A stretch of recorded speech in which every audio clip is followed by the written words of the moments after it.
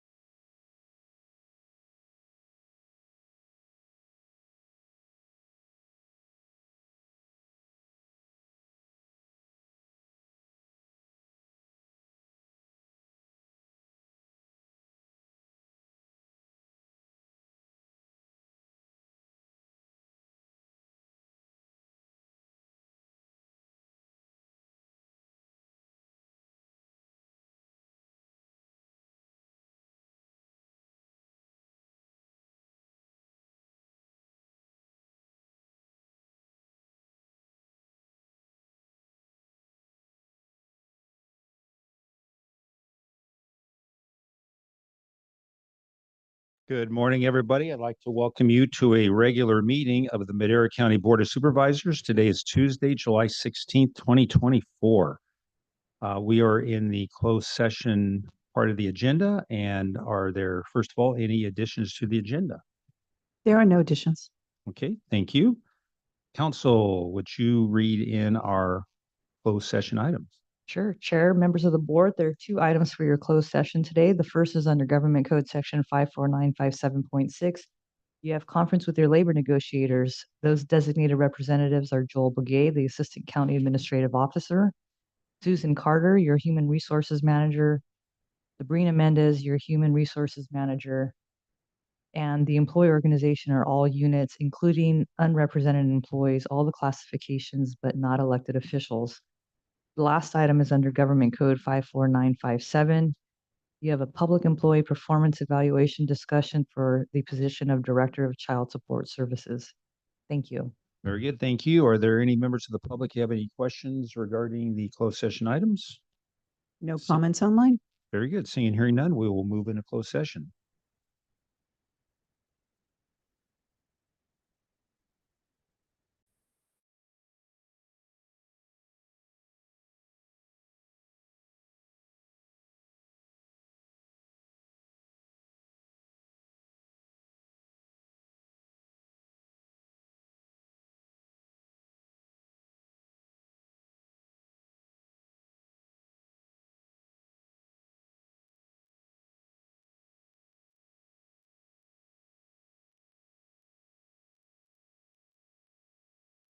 Good morning, everybody. I'd like to welcome you to a regular meeting of the Madera County Board of Supervisors. Today is July 16th, 2024. I'm going to ask council if there's any reportable actions out of closed session. Chair, thank you. There's no reportable action from closed session. Very good. Thank you very much. We will move on. Are there any individuals that we would like to open and close the meeting in memory of? Yes. I do have one. Pat Smith, the wife of Tuffy Smith, just passed away this last week. Also, Mayor Kelly Smith of Councilmember Smith's mother. Okay, very good. Thank you. Anybody else? Okay. Item number 3 is the invocation and pledge of allegiance, and we have Deacon Alan Shear from St. Joachim Church who will lead us in the invocation. Will everybody stand?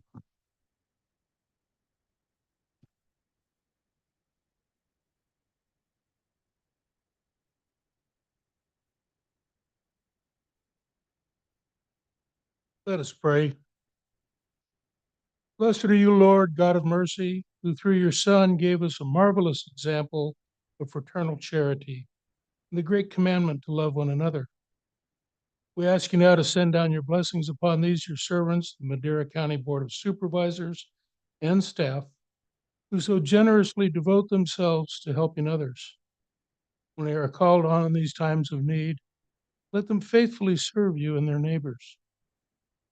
We are also reminded this day by the force of the activities of this past week to make sure we keep our differences in discourse civil and respectful and truly listen to one another so that we may all grow in unity rather than division and rancor.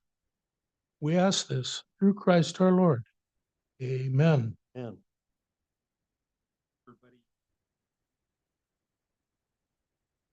I pledge allegiance to the flag of the United States of America and to the republic for which it stands, one nation under God, indivisible, with liberty and justice.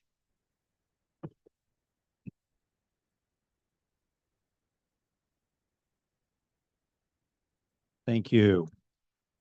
We'll move on to public comment. And as a reminder, the first 15 minutes of each regular session are set aside for members of the public to address the board on any matter under the jurisdiction of the board, but not appearing on the agenda. The board will not take action on any items presented under public comment. Speakers are limited to 3 minutes. Anyone addressing the board is asked to print their name clearly on the speaker sheet at the podium. and state their name and county of residence for the record. Are there any members of the public who would like to provide a public comment under this definition? I see we have some people in line. Good morning. Excuse me. Good morning, Chairman, board members. Michelle May with Human Resources. I just wanted to take an opportunity to introduce the new Assistant Director of HR, Sandy Edwards.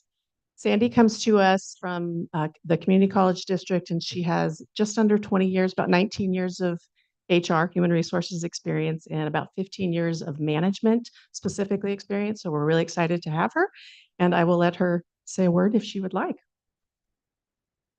Just like to thank everyone for the opportunity. I'm looking forward to working with each and every one of you, and it's a pleasure. Thank you.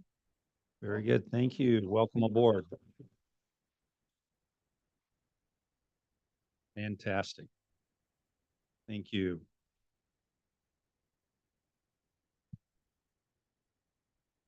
Morning, Chairman, members of the board, Sheriff Tyson Poe.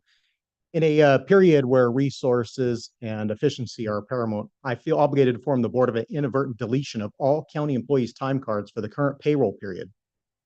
With less than 5 days before payroll closes, staff were instructed to re-enter all data beyond regular hours and time off requests for the entire period. This task may seem manageable, but for the sheriff's office, this involves the reprocessing of 247 time cards and approximately 64 pages of manual data. Our operations run 24/7, requiring entries for staff for shift differentials, night pay, trade, standby, and other complexities. During this tumultuous time, there was no communication to the department heads from Human Resources, and now I'm being told apparently this happened again this morning. I do not have confirmation on the second deletion.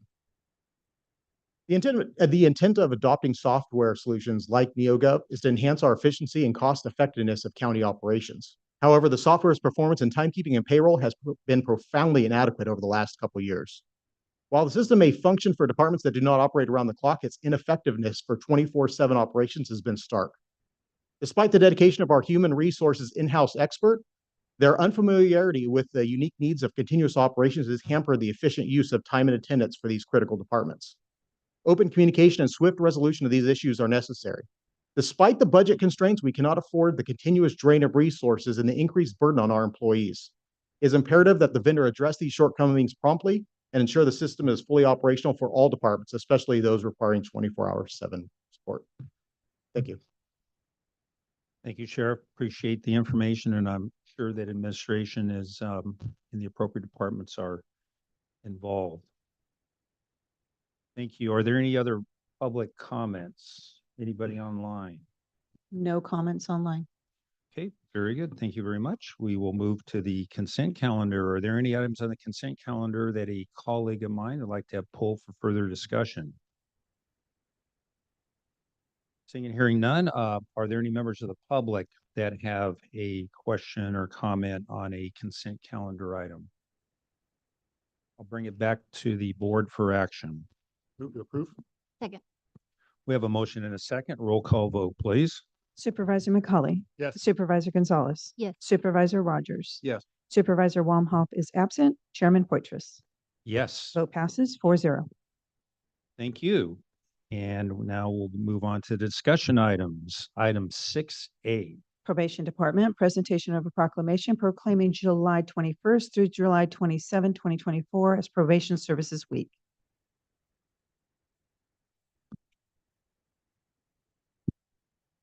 Morning, Mr. Chairman, members of the board. Chris Childers, your Chief Probation Officer.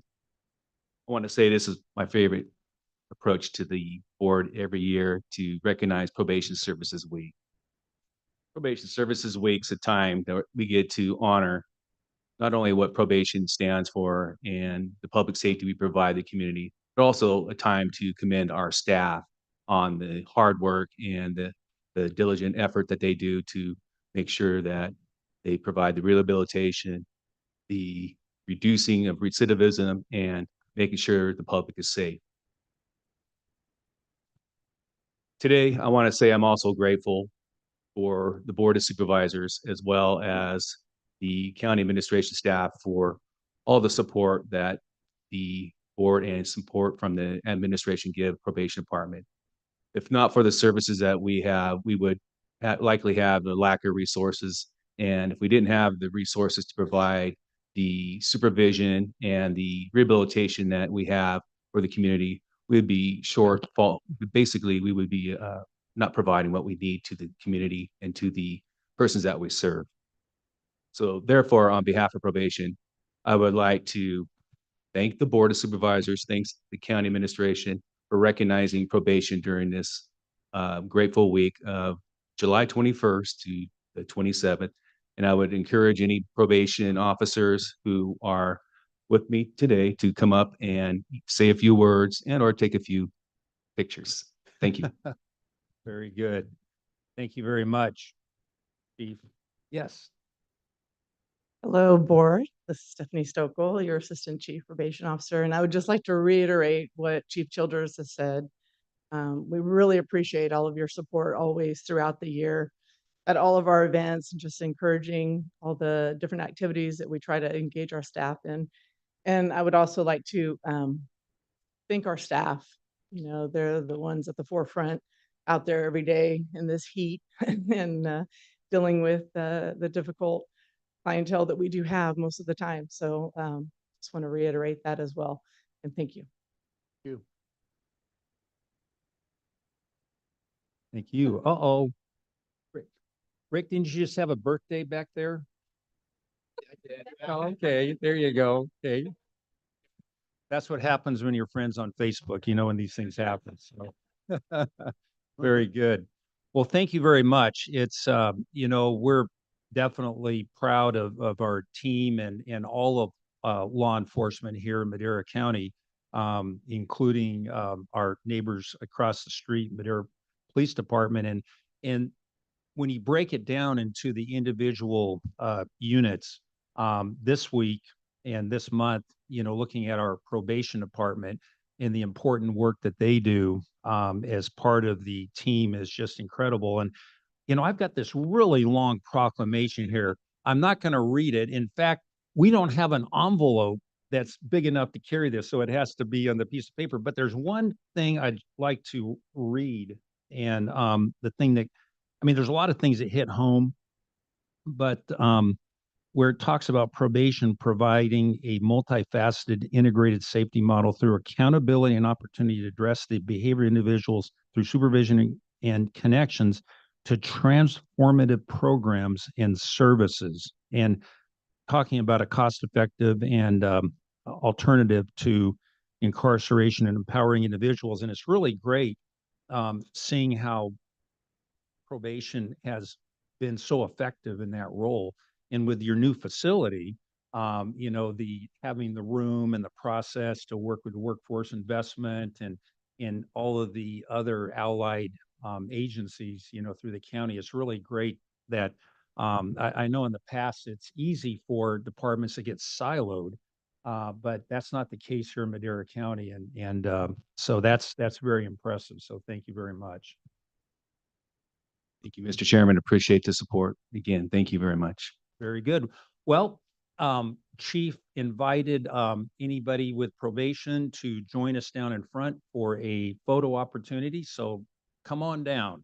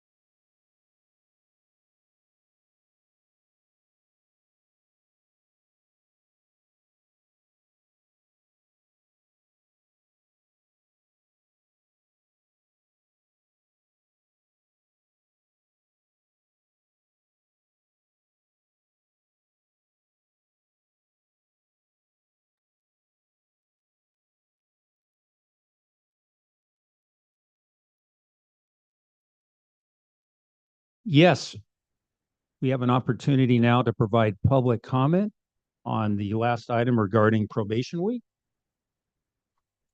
Okay, very good. We'll move on to 6B.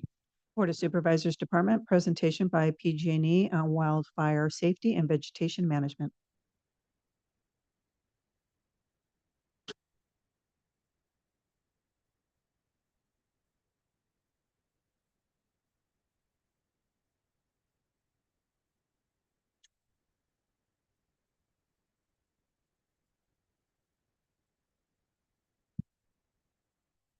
Well, good morning, Chair Poitras, members of the board, Jay, Joel, Matt, all the other friends that we have on the staff here in Madera County, and dear friends here in Madera County. My name is Nathan Alonso. I am your local government affairs representative for Pacific Gas and Electric. I am joined here this morning by a dear friend and colleague, Matt Leedy, who works on our programmatic team. Here to give a quick update on some wildfire safety programs that we have, some customer-based programs. I was about to say, there goes the presentation, but it's still with us. And some affordability efforts that are underway, and most importantly, to answer your questions. So being that this is a PG&E meeting, we always sprinkle a little message on safety. I think nothing more needs to be said than in Eastern Madera County, have a go bag in case of fire or in case of an emergency down here on the valley floor. Make preparations and have your hydration and your safety plan in case of heat, both for you, your family, and the pets and wildlife, or pets and livestock that depend on you. So some of the topics we'll be going over is wildfire risk, our vegetation management program, which I think y'all hear quite a bit about when it comes to our folks coming around doing tree work, enhanced power line safety settings, and some of the reliability challenges that those present. A more legacy program, but that we did deploy a couple weeks ago, public safety power shutoffs, some customer resources as far as programs that we have for folks in wildfire vulnerable areas, but also some folks here on the valley floor, financial assistance, and then we'll talk about affordability as well before we get to open discussion. So a small portion of Supervisor Wamhoff's and every inch of Supervisor McCauley's district is in what we call a high fire risk area. This matrix is formulated between us, our meteorology department, our public safety specialists, and then interagency partners at CAL FIRE and other state and federal wildfire agencies that come up with the criteria on what fits into a tier 1, 2, and 3. And all of this is based off of the amount of fuels on the ground, conditions, and growth in certain parts of state and federal lands, and how we think that interacts with our distribution and transmission system. So when we talk about our efforts in reducing wildfire risk, we talk about our layers of protection. The bedrock of that is our undergrounding program. Several years ago, our CEO talked about an effort that we have of undergrounding 10,000 miles of distribution lines in some of our most high fire threat areas. We are well underway and have begun that effort. We are starting off with the most vulnerable areas in tier 3 or extreme high wildfire risk areas, and then working our way through that first. So undergrounding, vegetation management, which is our tree trimming, and then new and strengthened equipment. So covered conductor, insulated distribution lines, and steel enforced poles make up the bedrock of that. Complementing that is our enhanced power line safety setting, which during our wildfire season, which is now through about October, all of our distribution equipment in high wildfire risk areas is equipped with EPSS settings, so that if a piece of vegetation falls on a line, it is immediately de-energized, therefore reducing the risk of an ignition and reducing the risk of wildfire. On top of that, we have the overarching PSPS program, which is where we proactively notify and shut off power in areas that we believe are going to have high wildfire risk potential and high winds. We see a lot of this during the fall, especially. And then some of the new tools that we are deploying are our down conductor detection, and then also installing additional sectionalizing devices and other pieces of technology that help break the distribution grid and circuits down into more quote unquote bite-sized pieces, so that when an outage does happen, a reduced number of customers is affected, and not an entire strand or an entire circuit, which is multi-thousands of customers. I think Supervisor McCauley and then certain parts of Supervisor Wamhov's district see the benefit of this, so that instead of 2,000 customers getting affected with a bunch of line reclosers and down conductor detection, you may have 400 or 500 affected at a time. So in our efforts in trying to get ahead of any potential emergencies and also monitoring both assets and weather conditions, we have installed 27 weather stations throughout the county as of the end of last year, with 3 HD cameras through 2023. These HD cameras came in pivotal a couple weeks ago when the French fire broke out in Mariposa County. Some of the cameras closer to the Mariposa County line were able to see the origin and the beginning of the French fire and some of the smaller ignitions that have started up in that area. So folks at any time can tap in and look at conditions through those HD cameras at pge.com/weather. Those are public facing, so they and folks at CAL FIRE can access our equipment at any time.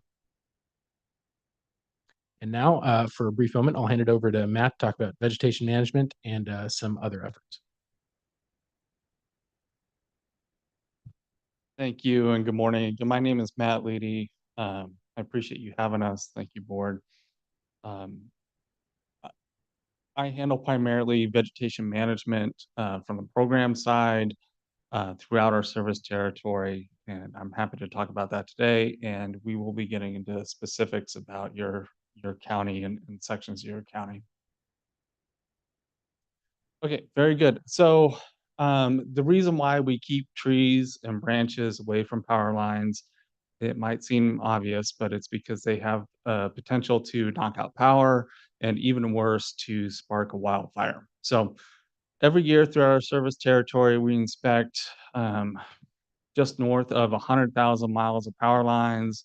We perform additional inspections in areas with increased wildfire risk. I'll talk about more about that later, but these are the higher fire risk areas that don't only receive inspections through our routine work, but also additional inspections because they are at higher risk. And again, this is service territory wide that we trim or cut down more than 1 million trees that pose a safety concern. These are dead, diseased, dying trees, and then also trees that have limbs that hang over lines. Nathan is going to talk more about EPSS, which is a great tool that we have to prevent problems and situations. But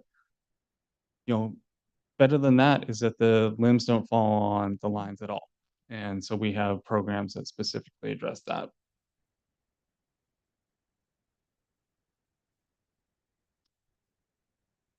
So this is Madera County in particular.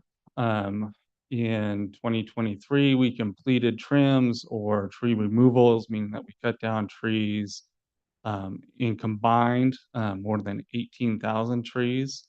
And we are completing inspections of more than 1,300 trees. And this includes, as I mentioned before, not just the routine work, but hundreds and hundreds of miles we re-inspect in the high fire threat areas that were highlighted before, where those are in eastern Madera County.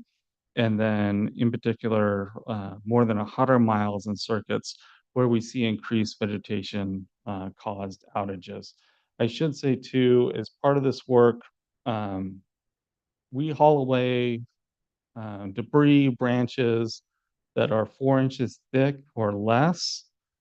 We also trim or chip them or move them as the property owner requests. Again, this is 4 inches thick or less. Larger wood, belongs to those property owners. We move them to safe spaces per their request and per our standards, but they do belong to the property owner. We have a minimum amount of, we call it wood management or wood haul. But in general, that wood belongs to the property owner. And so it stays at a safe place, even if that means we have to move it away from outhouses, outbuildings, things of that nature. So what could people expect when this work is coming up? We notify property owners in advance. We do that through multiple ways: email, text, phone calls, in-person meetings, door hangers, things of that nature. There are instances where if it poses an immediate safety risk, we may need to move quickly in those situations. People might see us on multiple occasions throughout the year, be it through inspection or different kinds of programs that we're running. It might be routine. It might be one of our enhanced programs. I hope they're patient with us. You know, ideally, they would see us once a year, but for reasons of safety and extreme precaution, we might be on the property more than once. Again, this talks about chipping and hauling small debris. These are limbs that are 4 inches in diameter or less, and then continuing to conduct safety inspections and quality checks. Again, all of this is to make sure that that property is safe, that the community is safe, that your county is safe. That is the end goal.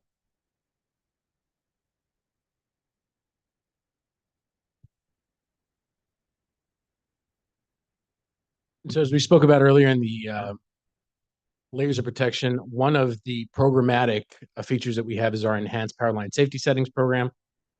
A piece of vegetation falls on an enhanced power line safety setting enabled line, triggers a fault off within 1/10 of a second, all in the effort to try to reduce wildfire ignition risk.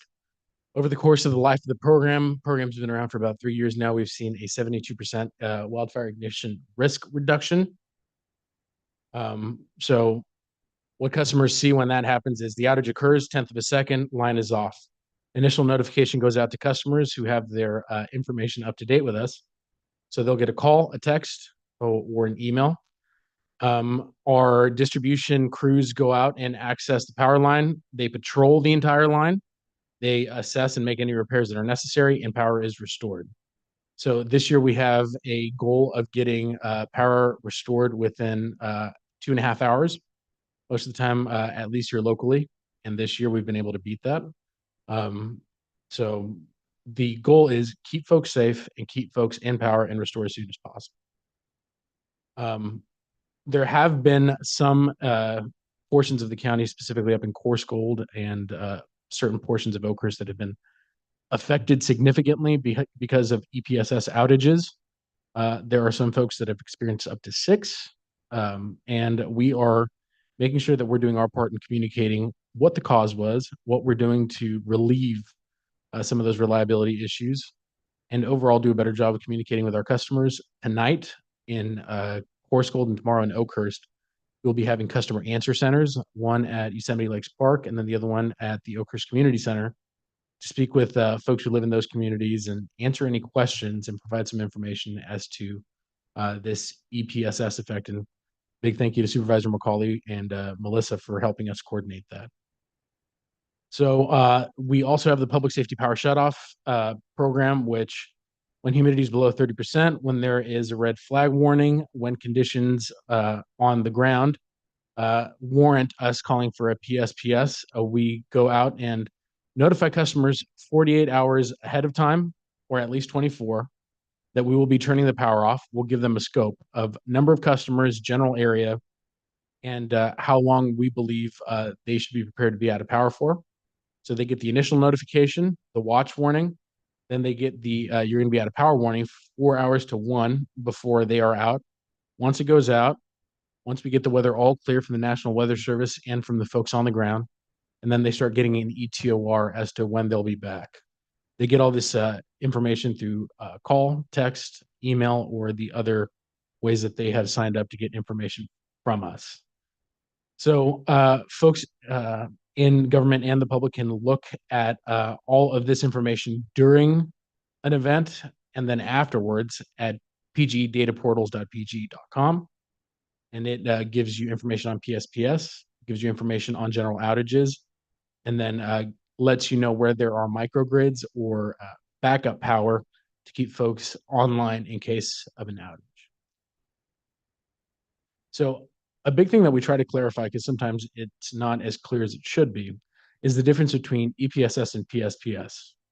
I know that the more folks interact with PG&E, the more alphabet soup it gets. So we do our best to try to clear some things up. EPSS is reactive. When a tree, a wire, car hits a pole, or live situations happen, it is a reactive program versus PSPS proactive. We know well ahead of time because of the National Weather Service and other public safety agencies that we're going to have to turn off power. So that's the big difference, is reactive versus proactive. So some customer resources that are available to folks that are affected by reliability issues or that are affected by these kind of outages is the portable battery program, especially folks on the medical baseline program, folks who need oxygen or need to keep medications cold. We can get them qualified for the portable battery program. We'll go deliver a device to them that'll help keep a medical device or some sort of medicine cooling device charged during an outage. Then we have the generator and battery rebate program, where if folks go out and buy an improved generator, they get a rebate from us. Then there are the self-generation incentive program and the residential storage initiative, where we provide both programming dollars and incentives for folks to get backup power, be it a generator or a battery backup. The more folks prepare and the more folks are in a better position to be taken care of in case of an outage, the more the better off they're going to be, and we want to help promote and encourage that. And then we have our access and functional needs programs, or our disability disaster access resources that we also use to help support customers. So throughout all of this, folks can see what our progress looks like as far as weather stations, HD cameras, number of line miles that we're hardening, undergrounding miles, and other programmatic features at pge.com/progress map. They can see all of the work that we're doing within their community. These are some additional wildfire resources, all of this available on the website. And then some financial assistance programs. So as we announced in the media earlier last month, rates will decrease by 9% starting July 1st. And this is intended to help folks who see a significant amount of increased use during summer months. So we believe and we hope that the 9% rate decrease starting at the beginning of this month will help ease some of the customer rate usage that they'll have during hot summer months. So the other thing that we always encourage folks to do, if they haven't done already, is sign up for CARE and FERA, especially those folks who have the income qualifications to do so. A 20% decrease on gas and electricity, and FERA does a little bit more of the same, over 1.4 million customers system-wide. But I do believe that there are a significant amount of folks here within the county that do take advantage of this, but any of those who don't, or who believe that they have had life circumstances or income changes that would help them qualify for this, should certainly sign up for it. They can sign up at pg.com/care. And then some more information on financial assistance programs. The county and the two cities here within Madera County have been wonderful to partner with on getting folks some LIHEAP resources, which they're having troubles paying their bill or getting a little bit behind. We can put them in touch with some resources that help them stay current, or if not, catch up completely.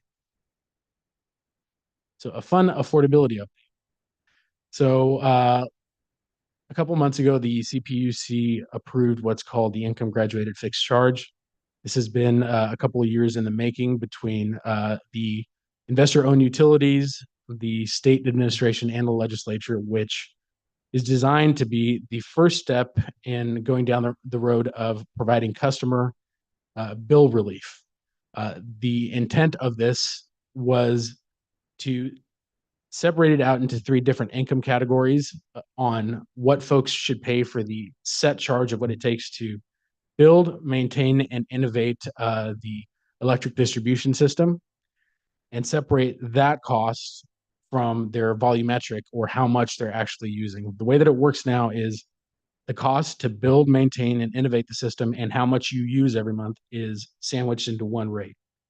If you're a Cara Fear customer, the base Cara and Fear customer rate's 29 cents a kilowatt or 29 cents a kilowatt hour. If you're a traditional customer, it's closer to 43.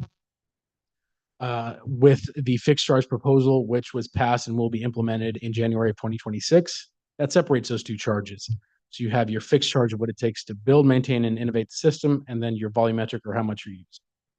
With the income graduated fixed charge, it's going to see the fixed charge amount, but then also your volumetric or how much you use be decreased by at least 7 cents a kilowatt hour. If you're a Care and Fair customer today and you're paying 29 cents a kilowatt hour, a reduction of 7 means that you're saving a quarter of your overall cost on your volumetric side. So the three different tiers, if you're a Care and Fear customer, it's $6 and $12 a month. If you're a traditional customer, it'll be $24.15. The $24.15 number was come up and implemented by the CPUC when they were looking at all of the different IOU and public-owned utility fixed costs throughout the system. Some folks had a fixed cost of as low as $6 a month. Some folks, like down in Riverside, had a fixed cost of $87 a month. 2415 is what we'll be doing for traditional customers. That's also what SMUD does. So I think the commission saw a lot of similarities between our customers and theirs and implemented that as the traditional customer fixed charge. So a final update is folks always wonder, what's PG&E doing with all this money? Well, wanted to break it down for you. So 54 cents out of the dollar is what it takes for us to do the generation and then the operations and maintenance. A little bit under 10 cents is our authorized rate of return, or what PG&E actually makes. And then a nickel out of the dollar is what we pay in federal, state, and then especially here locally in local taxes. But a third of the overall dollar is state regulations and state mandates. That's going to be what we're going to focus on over the course of this year and in the successive number of years in trying to find ways to work alongside you and encouraging the legislature, the administration, and the PUC, helping to roll some things off of customers' bills to help bring residential customer bills down quickly, because we know how much customers, especially here in the Central Valley, especially during summer months, are affected by their power bills and then also the overall rate structure as it stands now. So in breaking down some of the specific costs that all folks are shouldering now, 10% of a customer's overall bill, or at least $20, goes to vegetation management today.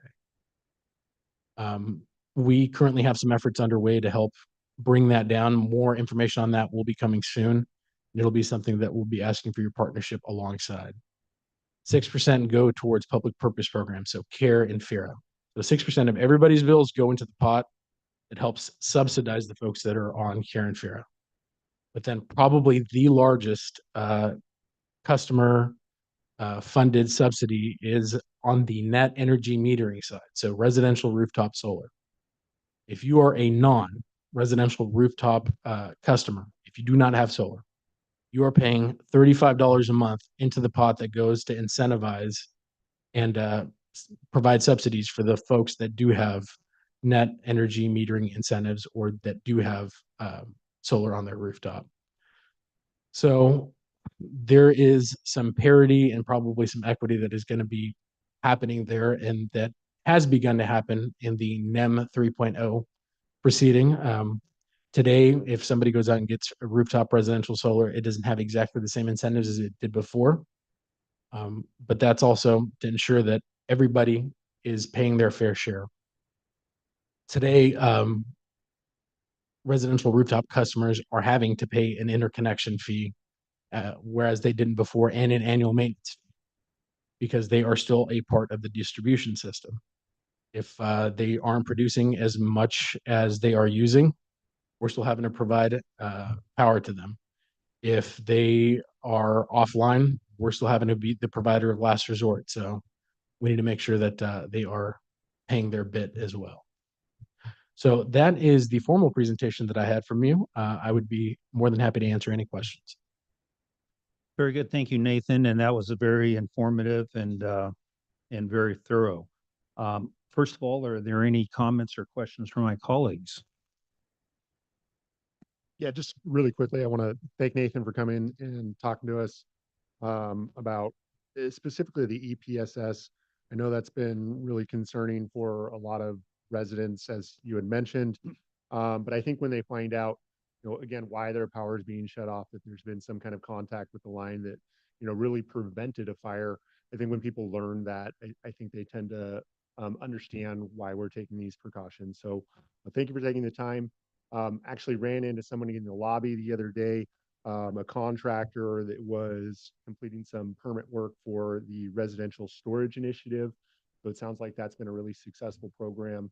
Do hope more people will take advantage of that, because obviously in the event of an EPSS, that residential storage, will help get them through. So thanks again for being here. I won't take up the board's time with too many questions. I'll see you tonight. I'll have plenty of questions then. Okay, very good. Any other comments, questions? I'll take it out to the public. I'm sure nobody has any concerns about PG&E and their bill. Everybody's really happy with everything.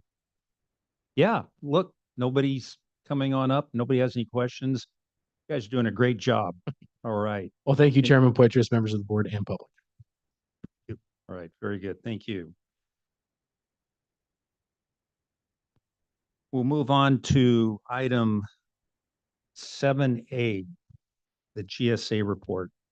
Board of Directors, Groundwater Sustainability Agency, Water and Natural Resources Department, discussion and consideration of sending a rate study with options to ratepayers in the County Groundwater Sustainability Agency, Madera Subbasin.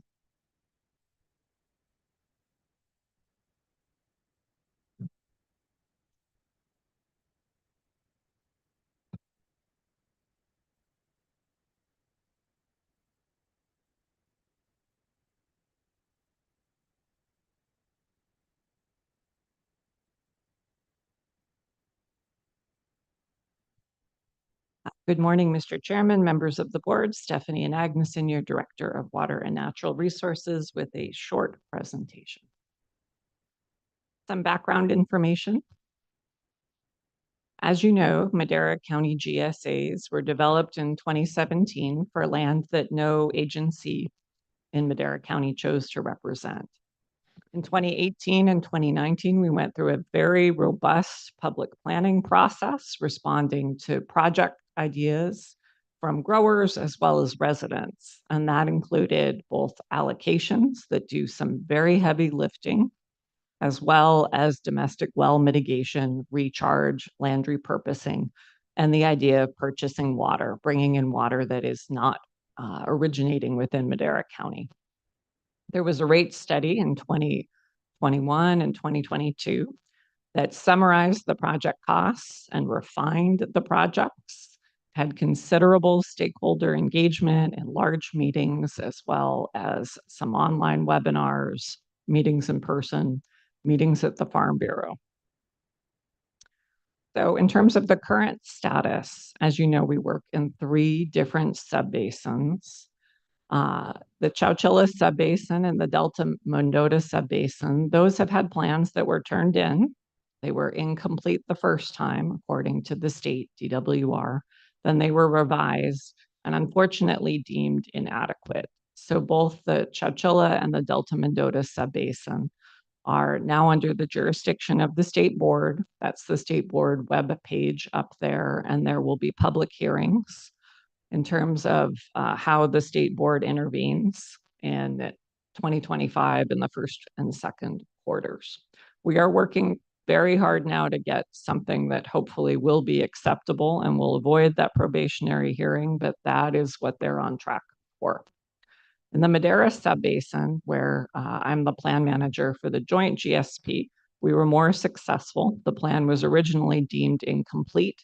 It was then revised, and because it tracks a little bit further in the timeline behind Chowchilla and Delta Mendota, we were able to learn from what was deemed unacceptable there. And we got what is deemed an acceptable plan in the Madera subbasin. Now, that said, there is a 60-page letter of things that need to be addressed in the plan. Every plan that was accepted got a similar letter of things that need to change in the plan. So we're working on that now, and you'll have a presentation soon on what was deemed needing to be fixed and how we'll fix it. Just some headlines from around the state. LA Times reporting on the Tulare Lake. This is the subbasin where there was a public hearing with the state board. You can see the top headline from SJV Water about chaos in Kings County. And then even this is getting picked up on the national news with the website, The Hill, that normally reports on more federal types of issues. So why are we here today? To consider directing staff to pursue a survey, paper and email, of potential ratepayers to gauge interests in some alternatives to the current fees. So what we conceptualize, and we don't have numbers yet, it would take a couple of weeks to do that work, is a baseline rate that provides domestic well mitigation only. Now, why domestic well mitigation? What we are seeing around the state, but particularly in the Valley, is that is required in order to have an acceptable plan. So for example, a week or two ago, the North Kings Subbasin, adopted rules for domestic well mitigation. So even in places that were not deemed inadequate, are adopting domestic well mitigation programs.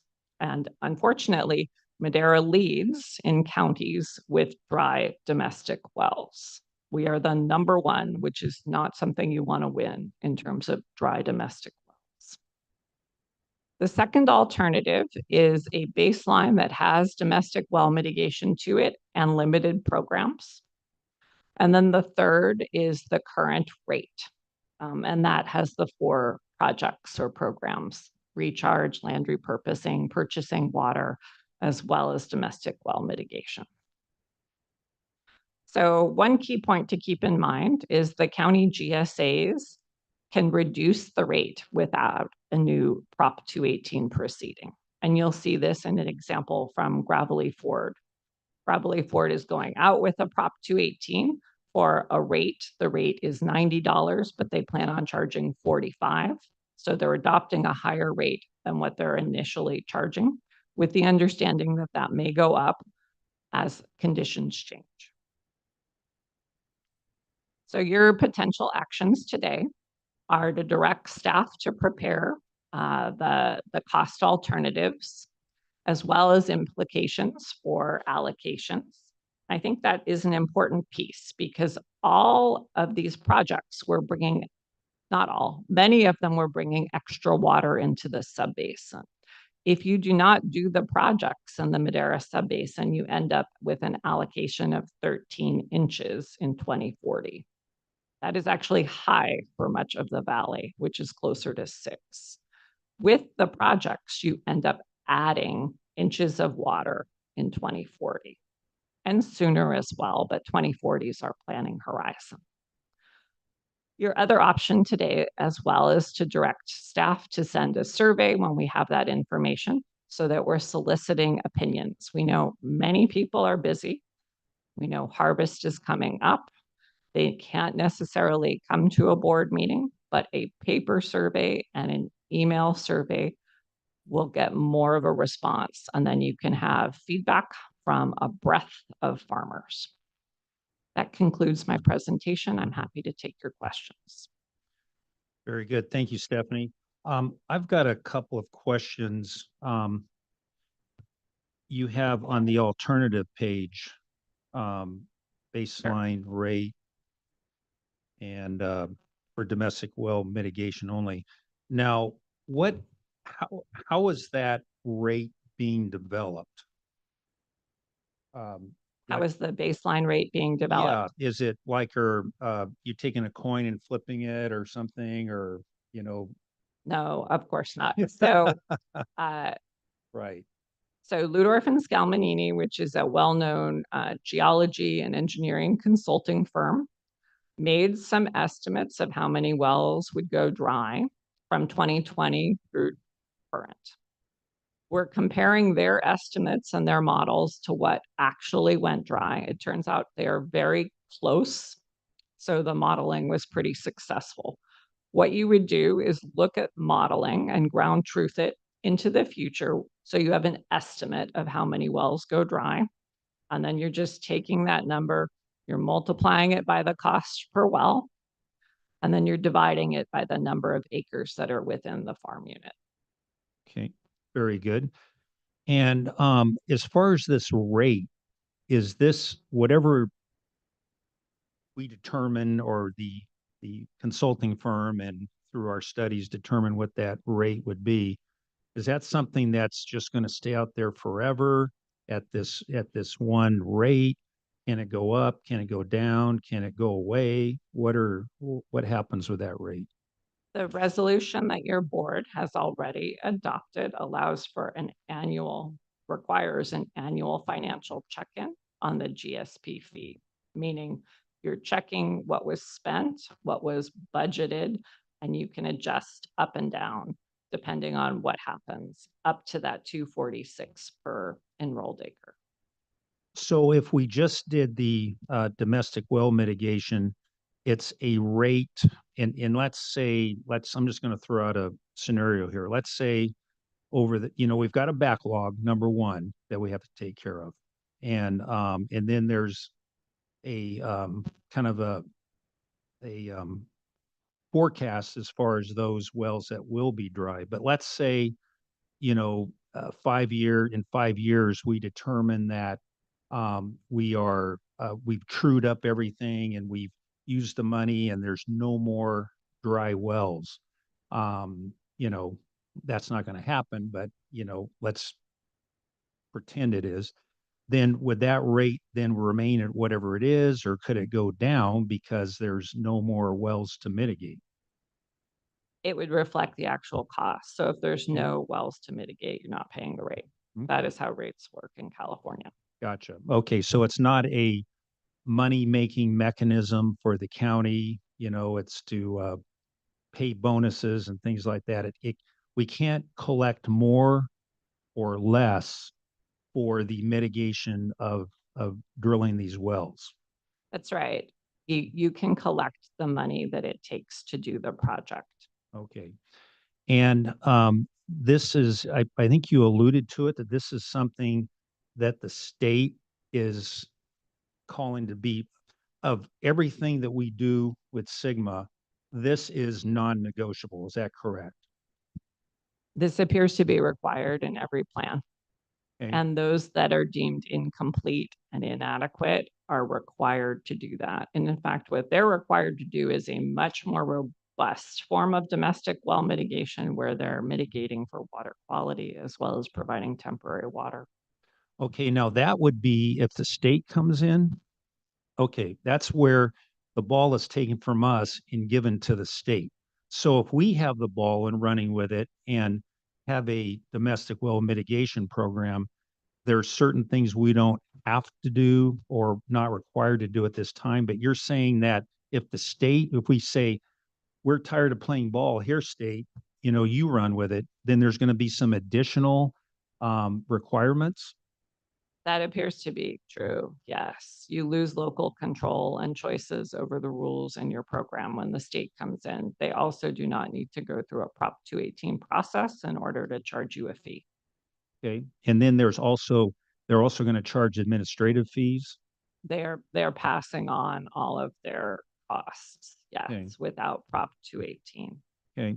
So this, again, to go back, to reiterate, this is not fantasy world. This domestic well mitigation requirement from the state of California is not something we've dreamed up. It's something that the state's required. DWR has pounded the podium And we're seeing the results here. I think we've seen the headlines, their land is sinking, chaos, et cetera, et cetera. But but again, they're not saying, oh, we need to, work with, we need to work with growers. But again, their number one concern are domestic wells. That is correct. Okay. And we're number one in the state for dry wells. That is also correct. I was gonna try and bring up the webpage while you were talking, but it seemed like it was too much for my brain. What are the characteristics of Madera County that cause us to be number one in dry wells? What is it? I mean, why is it that we're number one and we're not number 5, number 10, number 15? So the valley counties are much higher than other counties. So part of that is the presence of kind of larger pumping, right? And that is agriculture. This is not in any way blaming agriculture. It's a characteristic that makes Madera County unique. So you have ag pumping and you couple that with residential homes, often that are right up against agricultural pumping without infrastructure to connect them to one another, right? Without a distribution system where you're building a deeper well, Okay. serving multiple homes. Could it also be the fact that to the east of us, in places like Madera Acres, where everybody has domestic well, in some of the ranchos related areas, et cetera, where there is more than a usual number of farmettes or small places where there's been a significant development. And it's also areas perhaps where the water was never good to begin with, is in terms of the aquifer level. Whereas if it was more west of Madera, or 99, you're probably going to have a shallower aquifer. But anything to the east of 99, that's where most of these homes have gone in. They're going to have more issues. That is true. That appears to be where the dry well clusters are. Okay. Good. I'm asking these questions because I'm just laying this out here that it's a very unique situation, that we have here in Madera County in terms of many, many, many domestic wells. We're number one with domestic wells going dry, and it's a focus that the state of California has. And so it's something that we have to deal with, and we're just not going to sit here and go, okay, come on in and take over state of California. That would be irresponsible for all of us. It would be a dereliction of our duties, and it would not be doing anybody any good in this room. So I'd be happy to show you the website if you want to.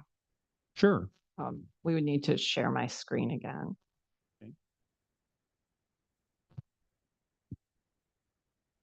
Okay. Thank you. So this is the My Dry Well website. It's mydrywell.water.ca.gov. This is where dry wells are reported. And here's the statewide summary. Takes a minute to load, but here's the summary of dry wells by county, by zone, really. So you can see I'm in the outage of wells that are more than a year. You can see you're looking at relatively small numbers. You get more inland to our hotter, drier climate, and you get more wells. Fresno is at 305, but here is Madera, so we're at 527 according to this. And so that is the highest number here. There's kind of a total of everything reported column. We're high there as well, 866, not the highest in the total. Tulare, where the state board is coming in as well, is very high there. But you can see this is the best source of data we have. It's not perfect, but it does reflect dry wells that are reported and those that are getting funding right now through self-help enterprises using safer funds through the state board, as well as anybody who self-reported. And drillers will report self-help reports and residents report. So I just Mhm. I think this is important because the numbers are not Yep. pulled out of the air. This is where they're coming from. And you can do all sorts of things, extracting that, taking away the ones in the foothills, taking away Chowchilla Subbasin to get what's actually going dry in the Madera Subbasin. Okay. So we're number 2. It looks like Tulare number 1. Well, I think you should look at the more recent Okay, data. gotcha. In Okay. in the last year, we are number 1, anything more than a year. So regardless, we're up there. Yeah. Gotcha. Very You good. don't want to be 1 or 2. Gotcha. No, we don't want to be there. We want to be the other direction. So thank you for sharing that. My colleagues, anybody have any comments? I was gonna say that, with that figure, you're looking at $16 million approximately for residential wells. That's, I think it's considerably less. We've been talking with self-help in terms of which have been already funded. Obviously, if someone were getting grant funds for a well, we wouldn't fund them again. right. But that's the analysis that needs to be refined over the next couple of weeks if I'm directed to do Yeah, that. that's using just a $30,000 baseline for a well, which is not unreasonable. I paid 22 8 years ago, and then an additional 8 to hook it up. So I'm using yesterday's money for today's problem, and it's definitely gone up. It's high. So if you have 527 homes that need to be drilled, that's 16 million bucks. And so this data reflects the whole county. We would need Right. to take out the foothill data, take out the Chowchilla, end up just with the Madera Subbasin. Right. Okay. Thank you. Mhm. Stephanie, the Chowchilla has a domestic well mitigation program. How has that been? Has it been successful? Can you share a little bit about that? Sure. The Chowchilla Subbasin does have a program right now. It is funding at about the $30,000 mark. They've been funding part of the backlog of people whose wells went dry since 2020, since the GSPs were adopted, which also seems to be a requirement. I think 4 out of 5 of what they funded were in that category. The wells are shallower in Chowchilla, so coming in at like 250, 300 feet in general. I think the program is going pretty well. It is not the kind of numbers you see in Madera, though.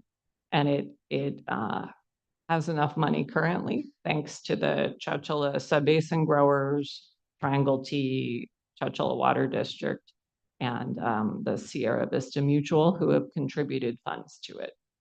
Thank you. And then the only other additional comment is when you bring these numbers back, what I would like to see, I don't know about my colleagues, but perhaps what it would look like in a tiered, bringing it in a tiered version, just to try to build that trust and show that we are, approaching it in a way that I think everyone will be pleased with in the end, instead of the 246. And it's, that's a pretty harsh, for the climate that we're in right now. I think that's certainly an option we could include in the survey, is some version that tiers in a rate. Thank you. Well, and that's what alternative 1 is. That would be a baseline rate with domestic well mitigation only. Okay, very good. Any other questions, comments? If not, we'll go to the public for any public comments, and then we will go with, first of all, folks in the room, and then we'll go online. Anybody have a comment you'd like to provide? Come on up.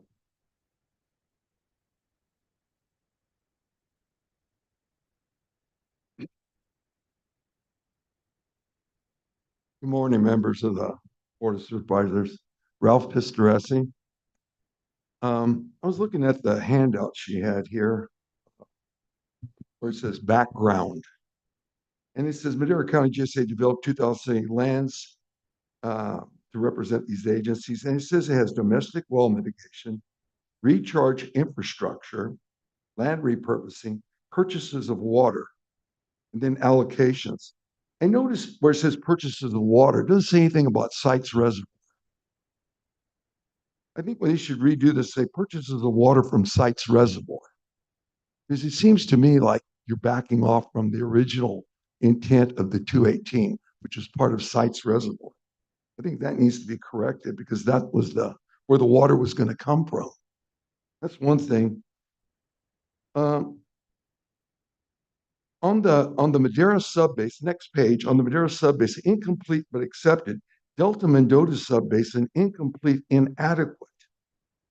Didn't Madera do both the Delta Mendota and the Madera subbasin?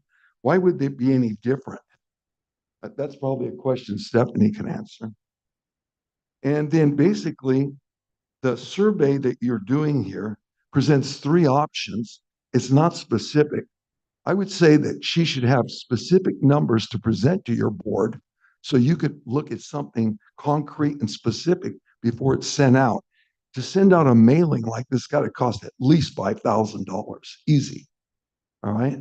And then my question is, when you send the mailing out, are you going to have an easy form where they can send it back with a post addressed paid for envelope so you're going to get it back?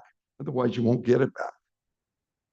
The other thing, I think if you decide to go ahead with this survey, I think you need to put something in there that will give you an understanding of the economic impact that all these actions are having on these farmers. Now, I've been told that you guys have done an economic studies. We've asked, the coalition's asked for it. We've never received anything. And I don't know if you've done it or have not done it, but this would be a perfect opportunity to do it. And so, I mean, we would cooperate in your attempt to find out what's really going on here and maybe even help create a page that you can put in your survey to answer certain questions. Like if these farmers could actually afford any of these fees, because you're giving them 3 options. None of them may be any good, really. You know, not a few months ago, I was low on blood. I was in the hospital. I only had 7 units of blood in me. You're supposed to have 14, right? Well, you can live on 7, but if you take a little bit more, pretty soon you're dead. This might be the condition we have here in agriculture with these farmers.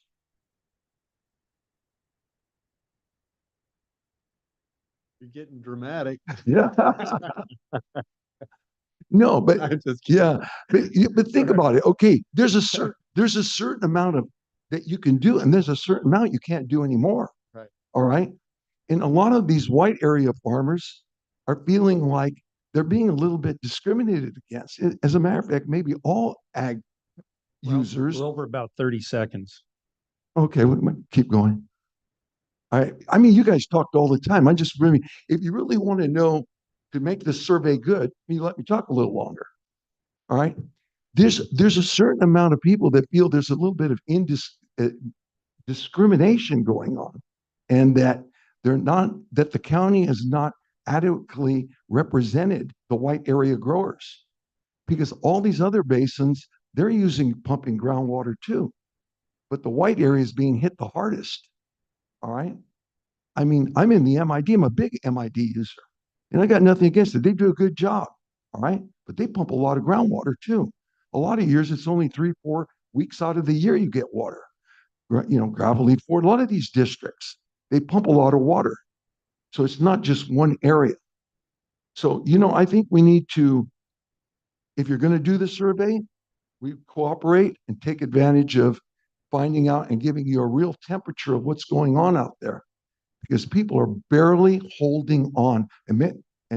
And you want to really know how this is going to affect the county and the city as a whole. Look at Fireball. One garlic plant shut down, 275 jobs out, just like that, gone. All right. This is just a preview of what would happen in Madera on a small scale. I got a lot to say, but my time's. You any questions? Nope. Next. Where did the music come from? It's the timer.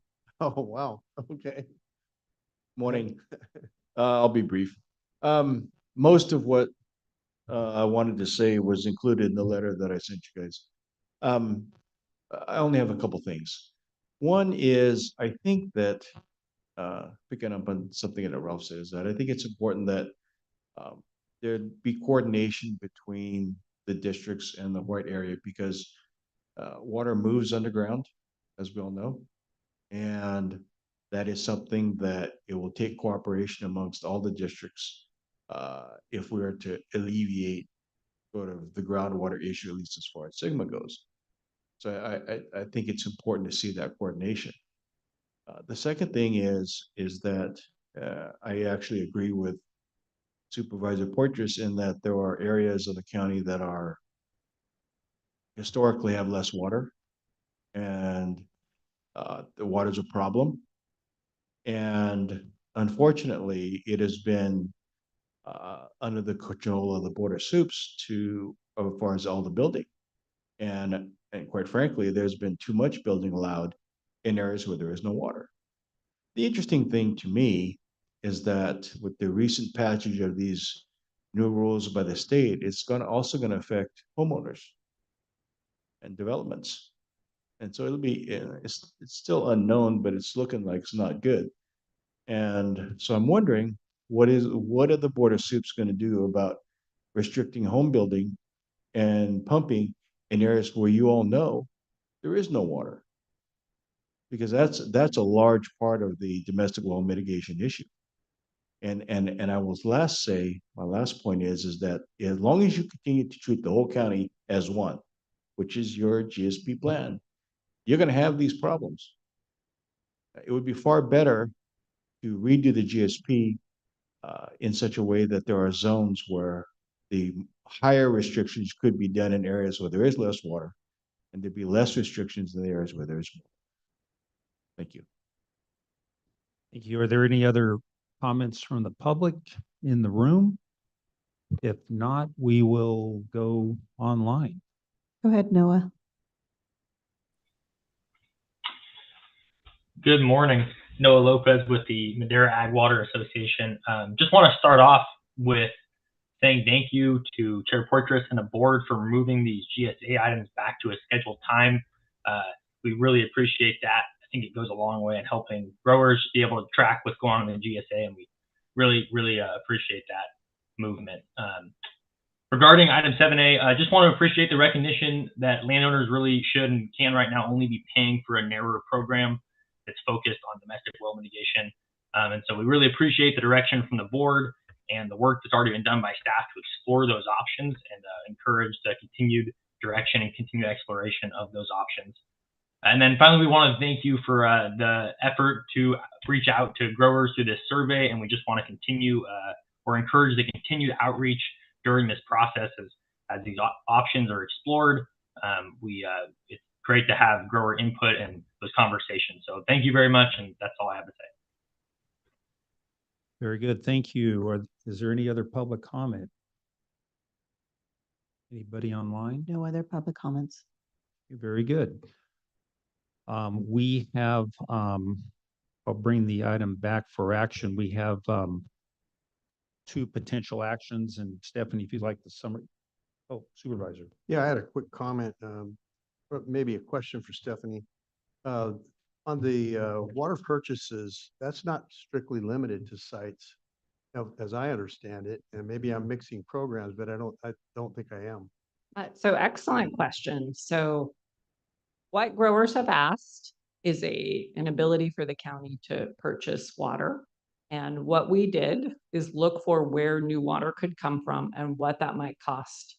And so sites was used as an example. It can be used as a proxy for what new water costs would be. So those could be, it could be Section 215 water. It could be a water transfer, something that's purchased on the spot market in a wet year where everyone has too much. But it's the ability to purchase water, and you need funds to do. Right. And I think the program I was remembering involved Merced County and some water district transfers possibility. I think that was Chowchilla maybe.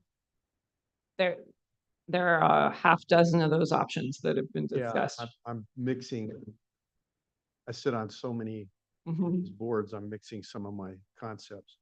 Also, I just wanted to make the comment that in Madera County, development has a requirement of a 1-to-1 water balance. So the thought that development is not paying its way is incorrect. They have purchased water, brought water in. They have to recharge water. They have to do all the things that is necessary and prove that they're going to do it. And they have, by the way, they also have to continue to prove that that's what they're doing.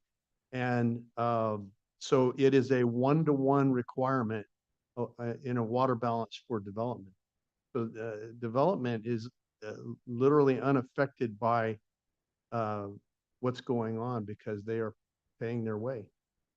And this statistic's come up before, but Madera Subbasin, 93% of the water used is for agricultural use, not residential. And as you know, there's also state codes, maximum allowable water allowance and WELO that have rules for how much water developments can use, particularly in terms of their landscaping. That's why you see homes without a lot of landscaping and with high efficiency fixtures. Right, exactly.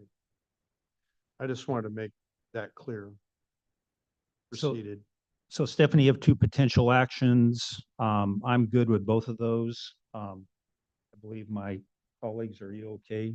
Supervisor, looks like everybody's good with the, I think we're hoping for a vote. oh, okay. I will move to direct staff to proceed with these options. I'll second. We have a motion and a second. Roll call vote, please. Supervisor Rogers, Yes. Supervisor Gonzalez, Yes. Supervisor McCauley, Yes. Chairman Poitras. Yes. Vote passes 4-0. Very good. Thank you. Thank you. 6C, County Administration Department, General Services Division, discussion and consideration of entering into an agreement with Cressy River LLC in the amount of $350,000 for the purchase, sale, and escrow instructions for agricultural property located south of Avenue 22 3/4 near Fairmead APN.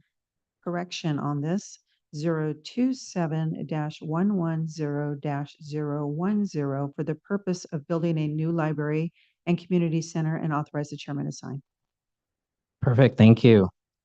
Um, All right, so now with that. I'm sorry, sorry, Glenn. Anthony, two of my colleagues are not here, so we don't, Want to hold up? yeah, so thank you. I'm That's fine, no sorry. problem. Yeah, if one more walked in, we'd have a quorum, but we're without one right now.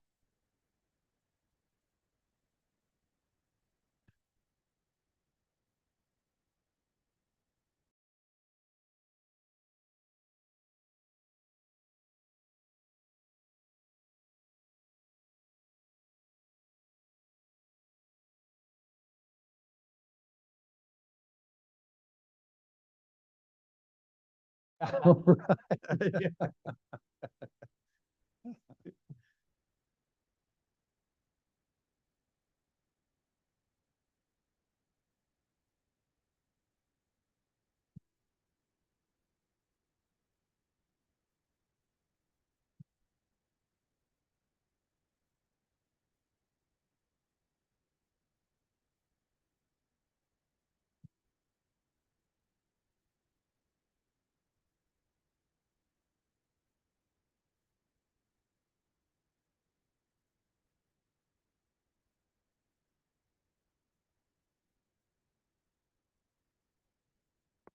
All right, I believe we can proceed.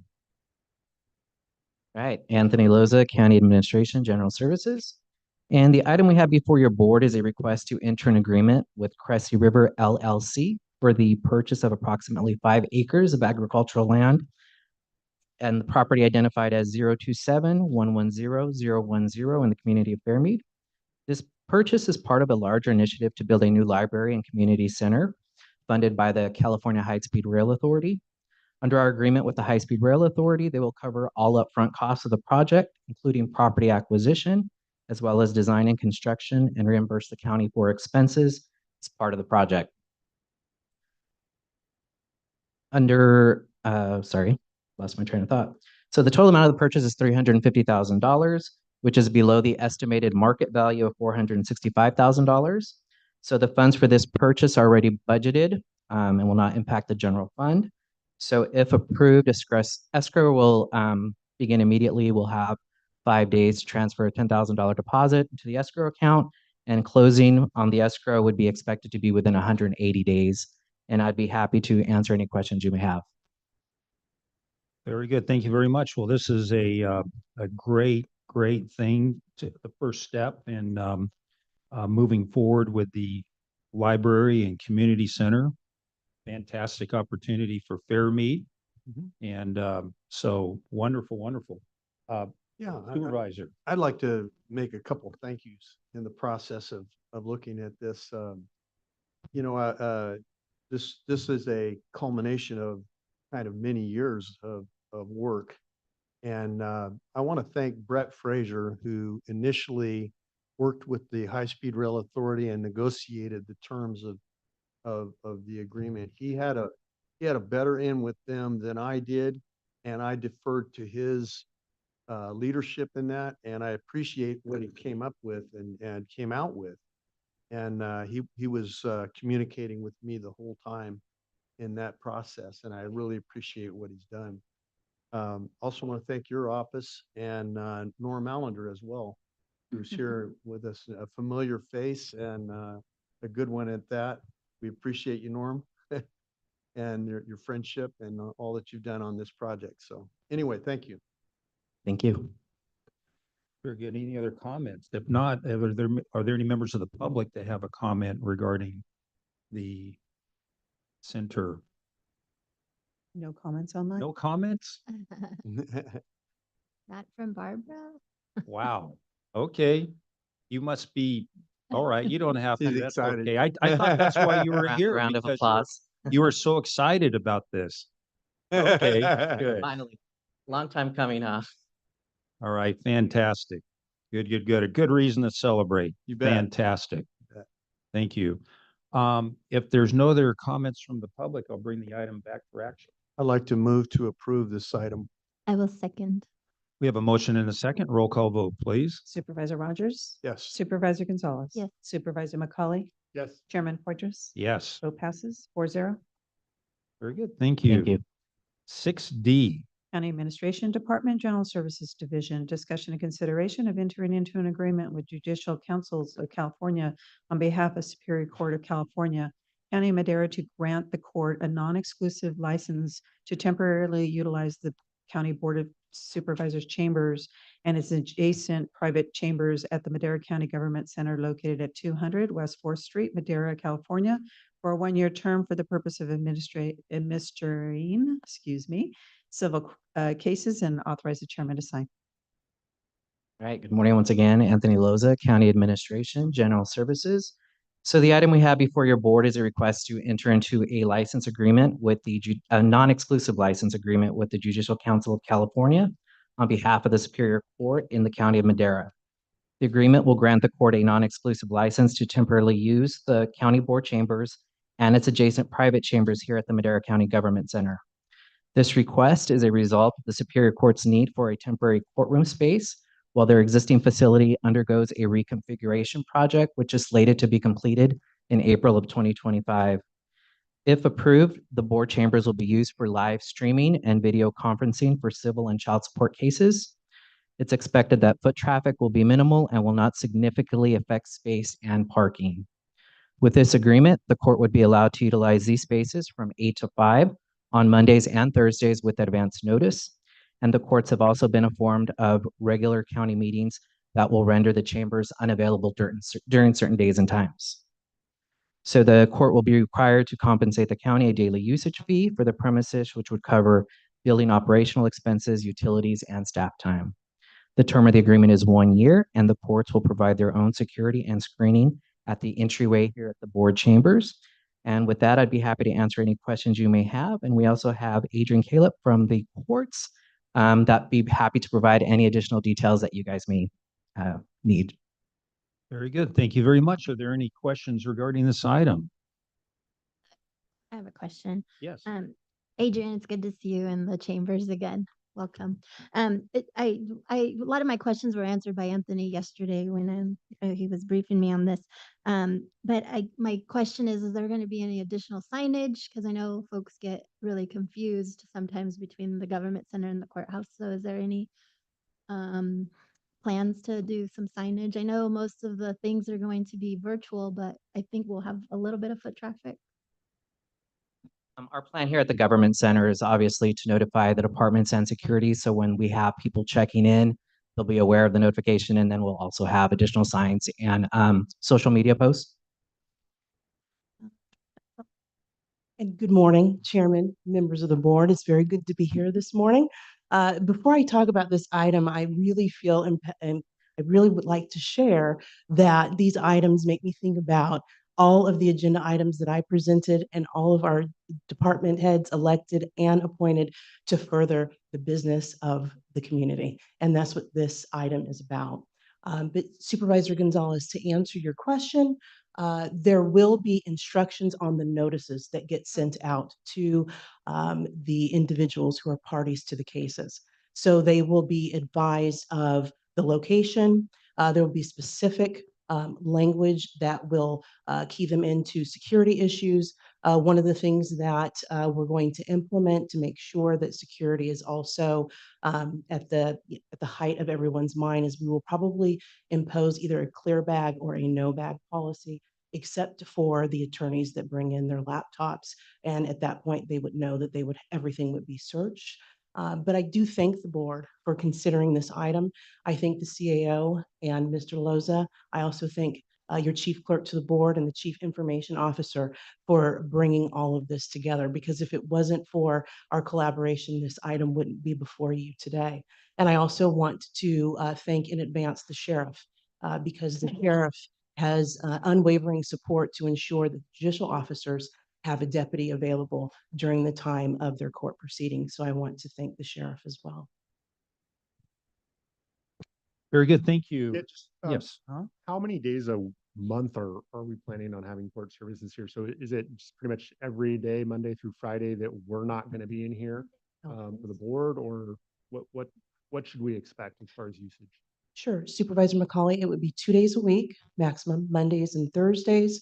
The agenda item that's before you also has a list of the days that the court has accepted that we will not be able to use the facility.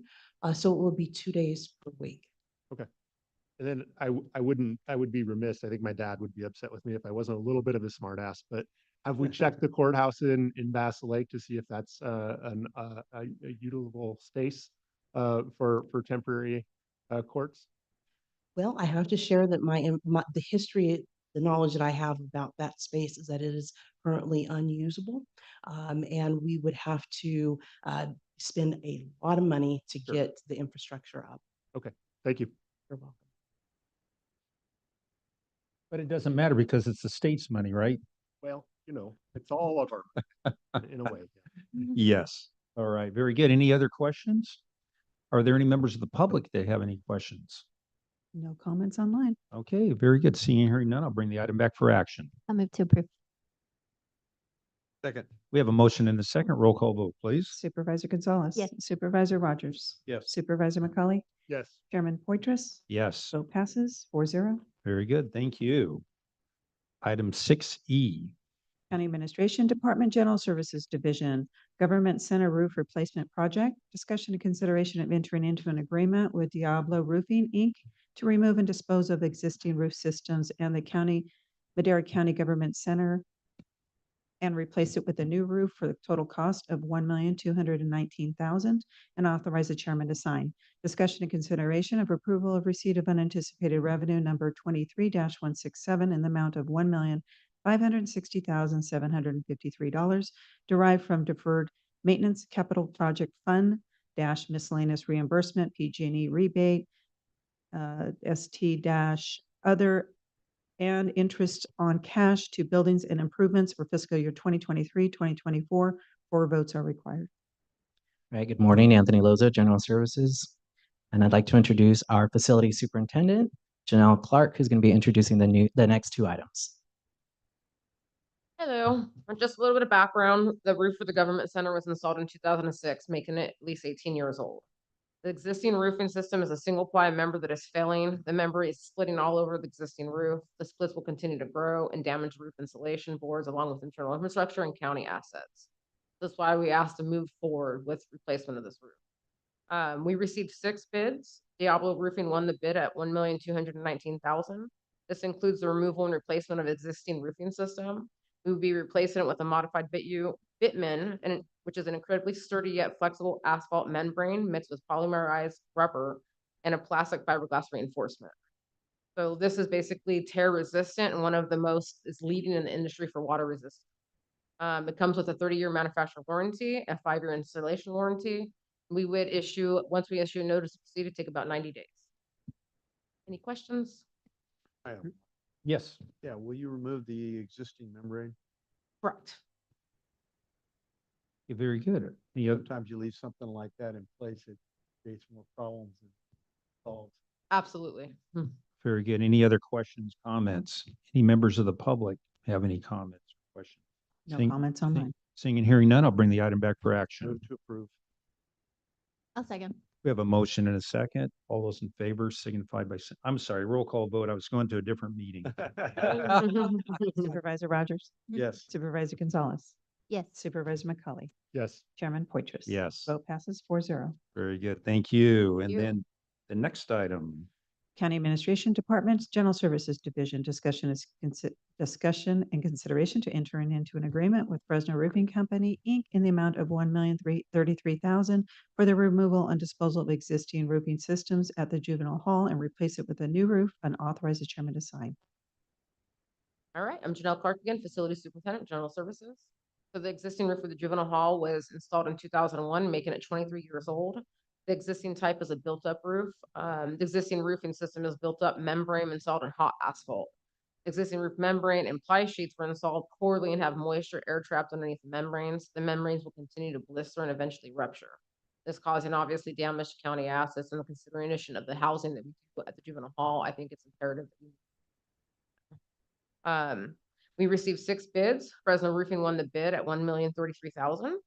And this includes the removal and replacement of the existing roofing system. We'll be replacing it with the same thing as the government center, which is a modified bitumen, which is flexible, and the asphalt membrane mixed with the polymers, rubber, and plastic and fiberglass reinforcement. So once again, it is tear resistant and will lead in the industry in waterproof. So this also comes with a 30-year manufacturer warranty, a 5-year installation warranty, and we will be 90 days once the notice to proceed. Any questions? The only question I have is, Yes. so I'm assuming the roofs that we put in back in '01 and '06, neither of those had any sort of warranty on them. So the Juvenile Hall had a 20-year warranty, but we are 23 years now. Yeah. And the government center had a 15-year warranty and we're 18 years now. So we're just past those. Welcome. Yeah. Burn. Okay. All right. That's pretty good. Yeah, we made it. We made it quite a bit. Yeah. Any other questions regarding this item? Are there any members of the public who might have a question or comment? No comments online. All right, I'll bring the item back for action. Move to approve. Second. We have a motion and a second. Roll call vote, please. Supervisor Rogers. Yes. Supervisor McCauley. Yes. Supervisor Gonzalez. Yes. Chairman Poitras. Yes. Vote passes 4-0. Thank you. Thank you. Very good. Appreciate it. Thank you all. 6G. County Council Department, discussion and consideration to adopt a resolution of the Board of Supervisors in accordance with California Elections Code, Section 9118. The Board of Supervisors approves a resolution of the Board of Supervisors calling for the consolidation of an election with general election to be held on November 5th, 2024, for the purpose of submitting to the electors of Madera County an initiative measuring renewing the existing sales tax of 1/2 cent for local transportation funding for 20 years, thereby calling for the election to submit the initiative measure for renewing an existing sales tax of 1/2 cent for local transportation funding for 20 years without alterations to the voters of Madera County pursuant to Elections Code Section 1405. Thank you, Chief Clerk of the Board. Sometimes more is not better, but in this case, I chose it was. Chair and members of the board, Regina Garza, your county counsel, returning from my comments on July 2nd related to the verified petition that was presented to you by the Register of Voters, and I appreciate her being here today. During that time, as I mentioned, there were a few options under the law that were available to you. One was to request a report for information that you might need that's listed in the elections code, and the other was to call for an election. And one of the options that you have for calling for the elections on this verified petition is to also consolidate it with the statewide, but we know it's a national general election that's happening on November 5th, 2024. As was presented to you, and what I put in the backup, just because it was presented as a handout and will be part of the record, but part of the backup is what was handed out to you on July 2nd as certification of the petition, where the Register of Voters verified that the requisite number of qualified electors to declare the petition sufficient had been met.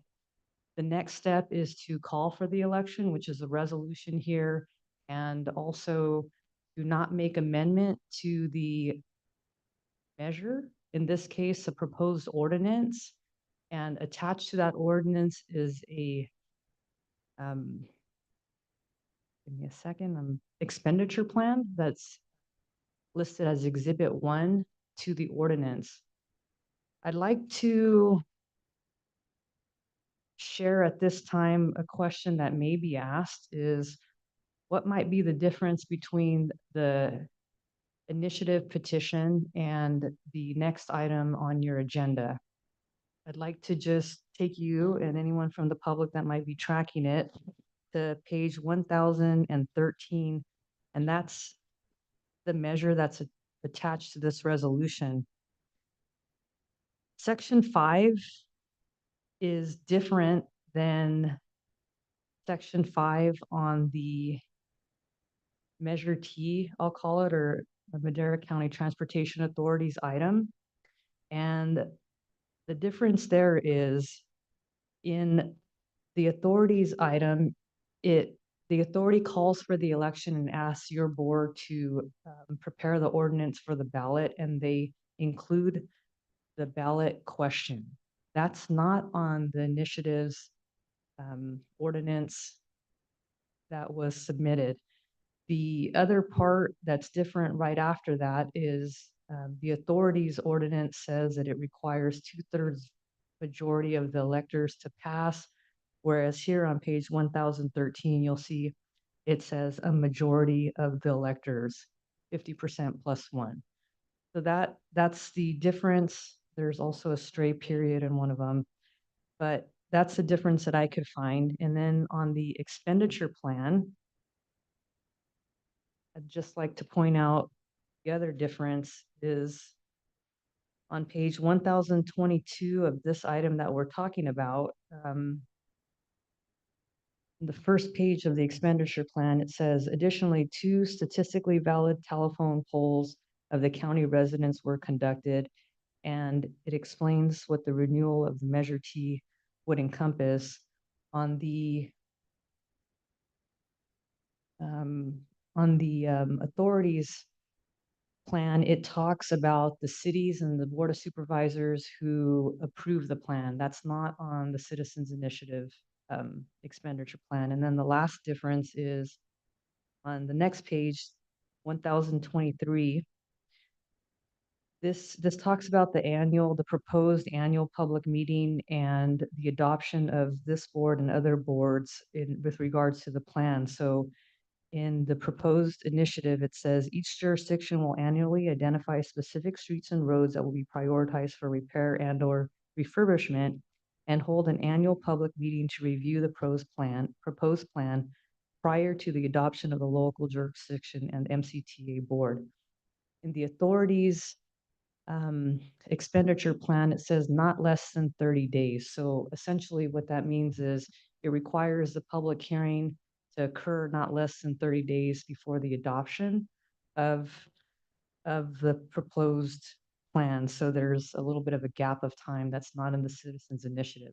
However, the law, and it would be my recommendation, is that you call for the election and you don't make any amendments to what has been circulated in the petition and what has been presented. But I just wanted to share with you the differences that I found in comparing the two items before you today.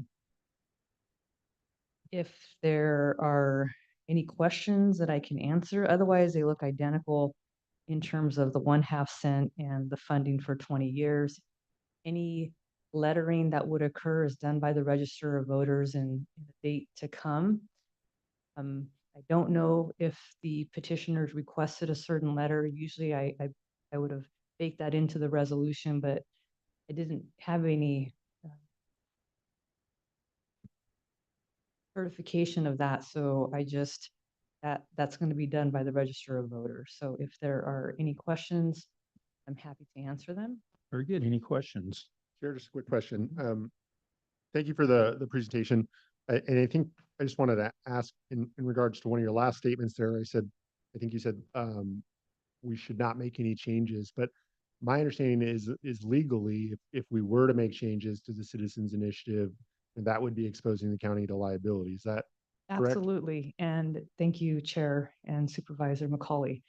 I did put a little information to that effect at the end of your board letter in terms of an attorney general opinion and litigation that has occurred. It would expose the county to civil litigation because this is considered your ministerial duty, and it's hard for me to not sit up here and say, here are your options, what's your pleasure? But here we're dealing with a citizens initiative, and that is not my recommendation. When local agencies have tried to do that, the court will force them. Maybe it's a stall tactic, but it would cost taxpayer dollars, and it's not a winning battle. And so, yes, without altercation, my recommendation is to consider this resolution for approval following the election and asking that it be consolidated with the general election in November. One more question, Yes. if I may. Thank you, Chair.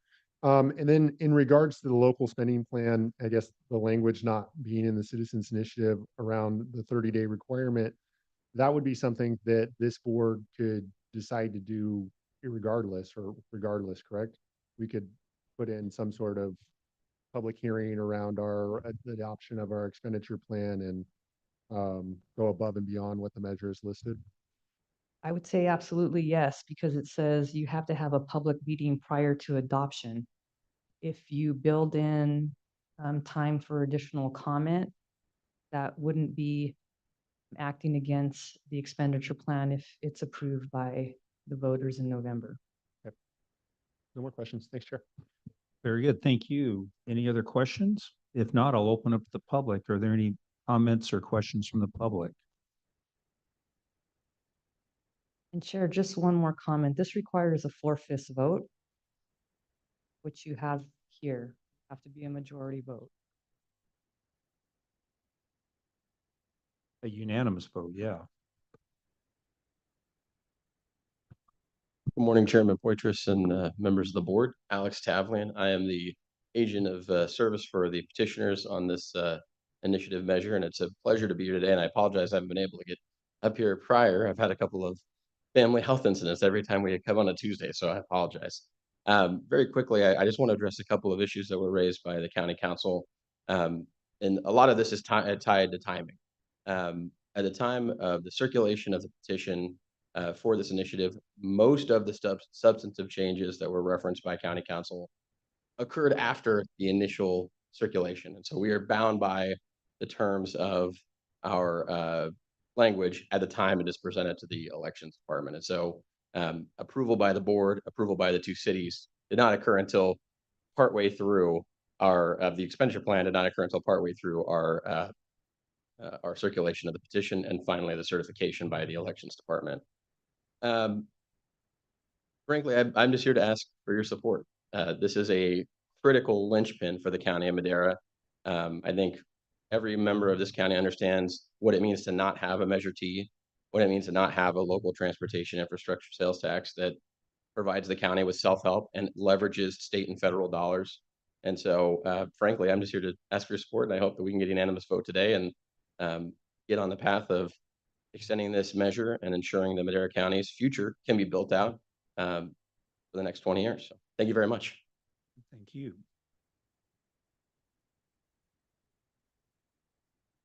Good morning, supervisors. My name's Uribe. I'm a council, and I'm also here to reiterate some of the concerns that I've heard from communities, particularly from Fairmead and Lavina while working in Measure T. Some of the community members that I was working with had been working in the Citizen Steering Committee, and they had been working diligently with the county, with MCTC and different partners and organizations, and had been trying to advocate for what's best within their communities. From their perspective, they thought that Measure T was underway, and they were glad to see set aside for disadvantaged communities. However, from what I've been hearing from community residents, they were still learning what a sales tax was, how important a sales tax for transportation is, and all the impacts it can have within their communities, and all the hopes that they had to see being established into their communities. And we're still hopeful to continue working in the plan. I've been hearing that 2024 doesn't have to be the year in which Measure T is renewed, that it could be renewed up until 2026. And I just think that having a citizens initiative that is going to reduce what's required from the public support from 67% to a 50% +1 majority vote is a disservice to all of the efforts and hopes that community members were having as they worked in this Measure T and in the draft of the expenditure plan. Additionally, I think there is a strong sense of security that comes from seeing residents' changes in advocacy be seen reflected into written policy and what's written. And what I mean by that is I've heard that within the spirit of Measure T and within the spirit of what's considered a disadvantaged community, these funds would be going to some of the most disadvantaged communities. However, the screening tools that are currently being used by this initiative would also support communities that do not have that type of higher need as other more disadvantaged communities. Additionally, I know community members really felt a sense of relief and security once again in seeing a 30-day review comment period being written into the policy. And I appreciate Supervisor McCauley stating that it could also be done regardless of whether it's written into the policy or not, but here to also just write that it's of security and a relief for residents to see that type of changes and support systems written into policy for them. Thank you. Very good. Any other comments from the public? No comments online. Okay, I'll bring the item back for action. Yep, Chair, if I might just make one comment. What I didn't point out, which I'm sure you saw in your packet, what did make the plan that mirrors the authorities is that there is a requirement for a 10% set aside for disadvantaged communities. As was mentioned, I understand that that might not alleviate the concerns mentioned here, but I did want to highlight that it is in the plan. And again, not to try to alleviate, just to address that the definition of the disadvantaged communities is on page 1024. So that again did make this proposed initiative that will be potentially put on the ballot. So thank you. Very good. Thank you. If there's no other comments, I'll accept the motion for action. Chair, I'd move to adopt the resolution. I'll second. We have a motion and a second. Roll call vote, please. Supervisor McCauley. Yes. Supervisor Gonzalez. Yes. Supervisor Rogers. Yes. Chairman Poitras. Yes. Vote passes 4-0. Thank you. Item 6H. Madera County Transportation Authority, public meeting pertaining to Measure T renewal, discussion and consideration to adopt a resolution calling for special election on a retail transaction and use tax ordinance known as Measure T transactions and use tax and consolidation election with statewide general elections. Discussion and consideration to adopt a resolution supplementing and restating the resolution number 2006-123, establishing the Madera County 2006 Transportation Authority to implement the tax and further extensions. Good morning, Mr. Chair. I had to check the time to see if it was still morning. So Yeah. good morning, Mr. Chair, members of the board. My name is Patricia Taylor. I'm the director for the Madera County Transportation Commission, Transportation Authority. And also with me today is Troy McNeil, Deputy Director for the Transportation Commission. I just wanted to provide a little bit of background and context for previous item and this item related to Measure T renewal. As you're aware, the Transportation Authority over the past year has been working on development of an expenditure plan with the assistance of your local jurisdictions and your staffs. And we have been, we retained a firm to help with some of the public education and outreach. And we've wind down, and we, in the month of June, each local jurisdiction approved the expenditure plan. And also so did the Transportation Authority. At a special meeting in June, on June 12th, the Authority Board approved the first reading of the tax ordinance and also the extension of the term of the Transportation Authority. And so I'm just going to go through the sequence of events. And on the Authority Board at its regular meeting on June 19th, approved a second reading of the tax ordinance, and then also directed staff to provide an action to the County of Madera to request the Board of Supervisors by resolution to call an election, a special election, to be consolidated with the statewide election of November 5th, 2024. And the request, it was also requested to extend the term of the Transportation Authority, and it included the ballot language and ordinance. Subsequent to that meeting on July 2nd, the Board of Supervisors received a presentation by the county clerk recorder regarding the initiative measure to renew an existing sales tax of 1/2 cent for local transportation funding for 20 years. The clerk indicated that she had certified the number of signatures on the initiative. Looking at the initiative measure and the transportation Measure T renewal measure, they are very similar. Both are 1/2 cent for local transportation funding purposes, with the similar expenditure plan as council mentioned in the previous item. The authority is concerned about voter confusion, which may arise due to having two similar measures on the ballot. And pursuant to the election code, the proponent of an initiative measure may withdraw the initiative at any time prior to August 9th. And so the authority met last week through a special meeting on July 12th to discuss the steps moving forward, and has revised its request to the Board of Supervisors. And so the authority is requesting that the Board of Supervisors by resolution call for the special election on the matter of the Madera County 2006 Transportation Authority Ordinance 2024-01, which included the ballot language, and extend the term of the Transportation Authority, the special election to be consolidated with a statewide election, and then also request that the Board of Supervisors condition its placement of the Measure T renewal on the ballot if the initiative measure is on the ballot and is not withdrawn by the August 9th deadline. The withdrawal will become automatic from the Madera County Transportation Authority and will not need any further action from the Board of Supervisors.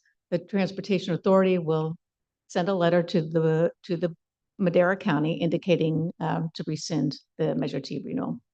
And so it's a conditional request. And so this item is before you. I am more than happy to answer any questions that you may have. Very good. Thank you. Are there any questions of Tricia? Seeing and hearing none, I'll open it up to the public. And I believe our election chief clerk recorder is here, Rebecca Martinez, and has some important information. Oh, I'm sure it is. Rebecca Martinez, excuse me, Rebecca Martinez, Clerk Recorder Registrar. I mean, I certainly can appreciate what MCTA is attempting to do, and that's to get this thing on the ballot conditionally. However, it does pose issues for elections. I mean, at the end of the day, we have to get both these measures translated into Spanish and Punjabi. And that is going to come at an expense, a huge expense. In addition to that, the amount of staff time to prove both those measures, because if we wait until August 9th, we are going to be meeting the deadline by a hair to get our ballots printed timely. I say that because it is going to come at a cost to the county, and I'm going to need money. In addition to that, I have never seen an ordinance or resolution that removes something from the ballot automatically. That puts the onus on us on elections when we are in the middle of the busiest election that we will ever have. So my request here is that this board require someone from MCTA to submit and file with my office by August 9th at 5 p.m. That is the same thing that we would require of the proponents. They'd have to be there on whatever day prior to August 9th, 5 p.m. So it has to be in writing is what is my point. And that's what I'm requesting now. Very good. Thank you. Thank you. Chair, just a question, perhaps best answered by Tricia, but why are we not just taking the measure off the ballot now? And why are we waiting until the 8th? Or is there something that I'm missing as far as the citizens initiative, why that would not move forward? I would say that it's not guaranteed. Anybody can remove, or, a proponent can remove the measure. If you feel confidently that it's going to be moving forward, it was mainly a safeguard, plan A, plan B. But from my understanding, in order to be removed at this point, it would have to be one of the people who originally signed off on the initiative. That's the only way it would be taken off at this point in time. I would believe the proponents, whoever has submitted the official paperwork to the registrar's office.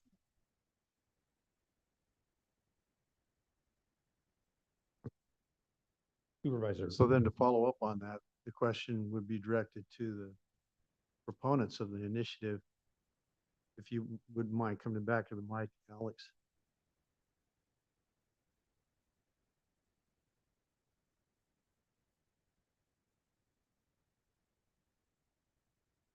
Do you see any reason why this initiative would be removed? None. Okay, and you feel that all the proponents are solidly behind the initiative? Absolutely. Okay, then I have no problem with it. Just again, from my understanding though, would you need a majority of the original petitioners to remove it, or any one single person could remove it? I think you had what, five original signatures? We have 5 signatories. The statutory requirement is 1. Okay. So you can have as few as 1 and still submit a petition. So we would have to lose all 5 in order for this to be withdrawn. Okay. I guess I need clarification because I want to, the recommendation from Rebecca's office is to require MCTC by the 9th to, I'm sorry, can you clarify what the request was? I don't want to tell the board what to do about putting both measures on the ballot at the same time.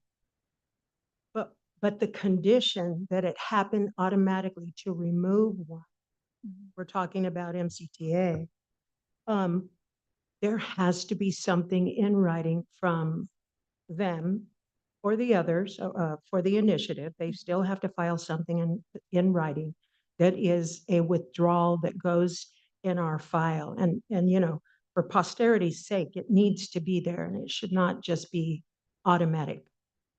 Thank you. So I'm asking that the board require them to file something in writing with my office by that deadline. Okay. It certainly does nothing to assist us with the fact that we have to start getting this stuff translated.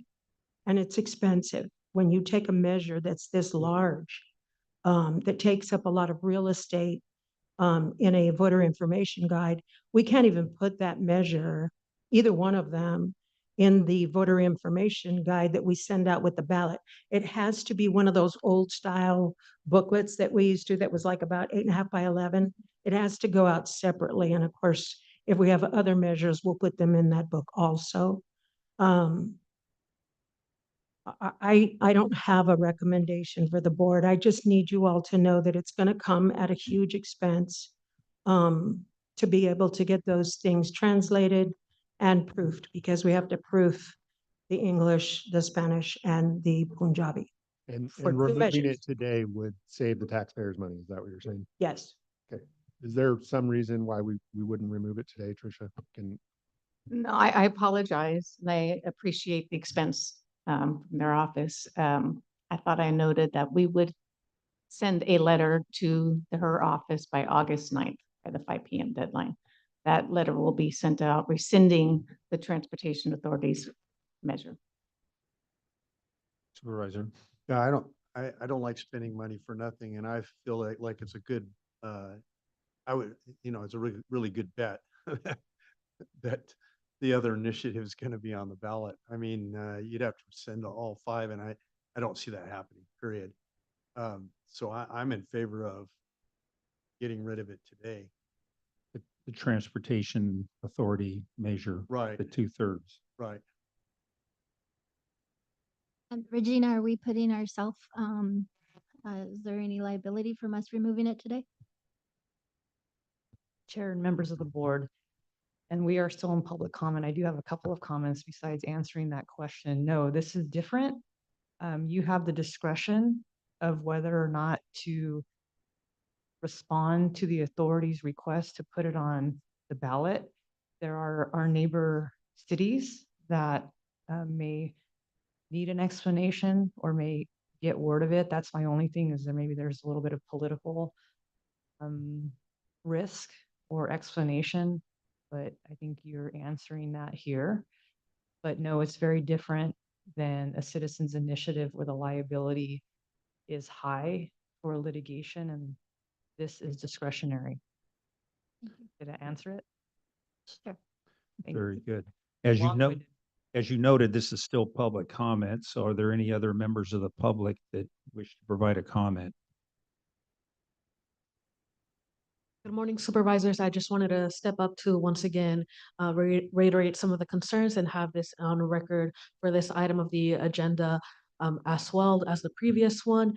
And I think I still see a lot of concern, and I'm still seeing like that this is still feeling like a big rush when there's still time to push back Measure T. Like, I don't think I need to reiterate the importance of why a transportation sales tax is so important, but I think that it is appropriate to state that it's very important that it gets well done, that there's support from all community members, that it's going to be supported truly by by as many individuals as possible from Madera County. And what I'm seeing is that if there's a push to just have it on the ballot when it's required a 50+1 support rate, it's because there's still some doubt that it's not going to be truly supported by most individuals in Madera County.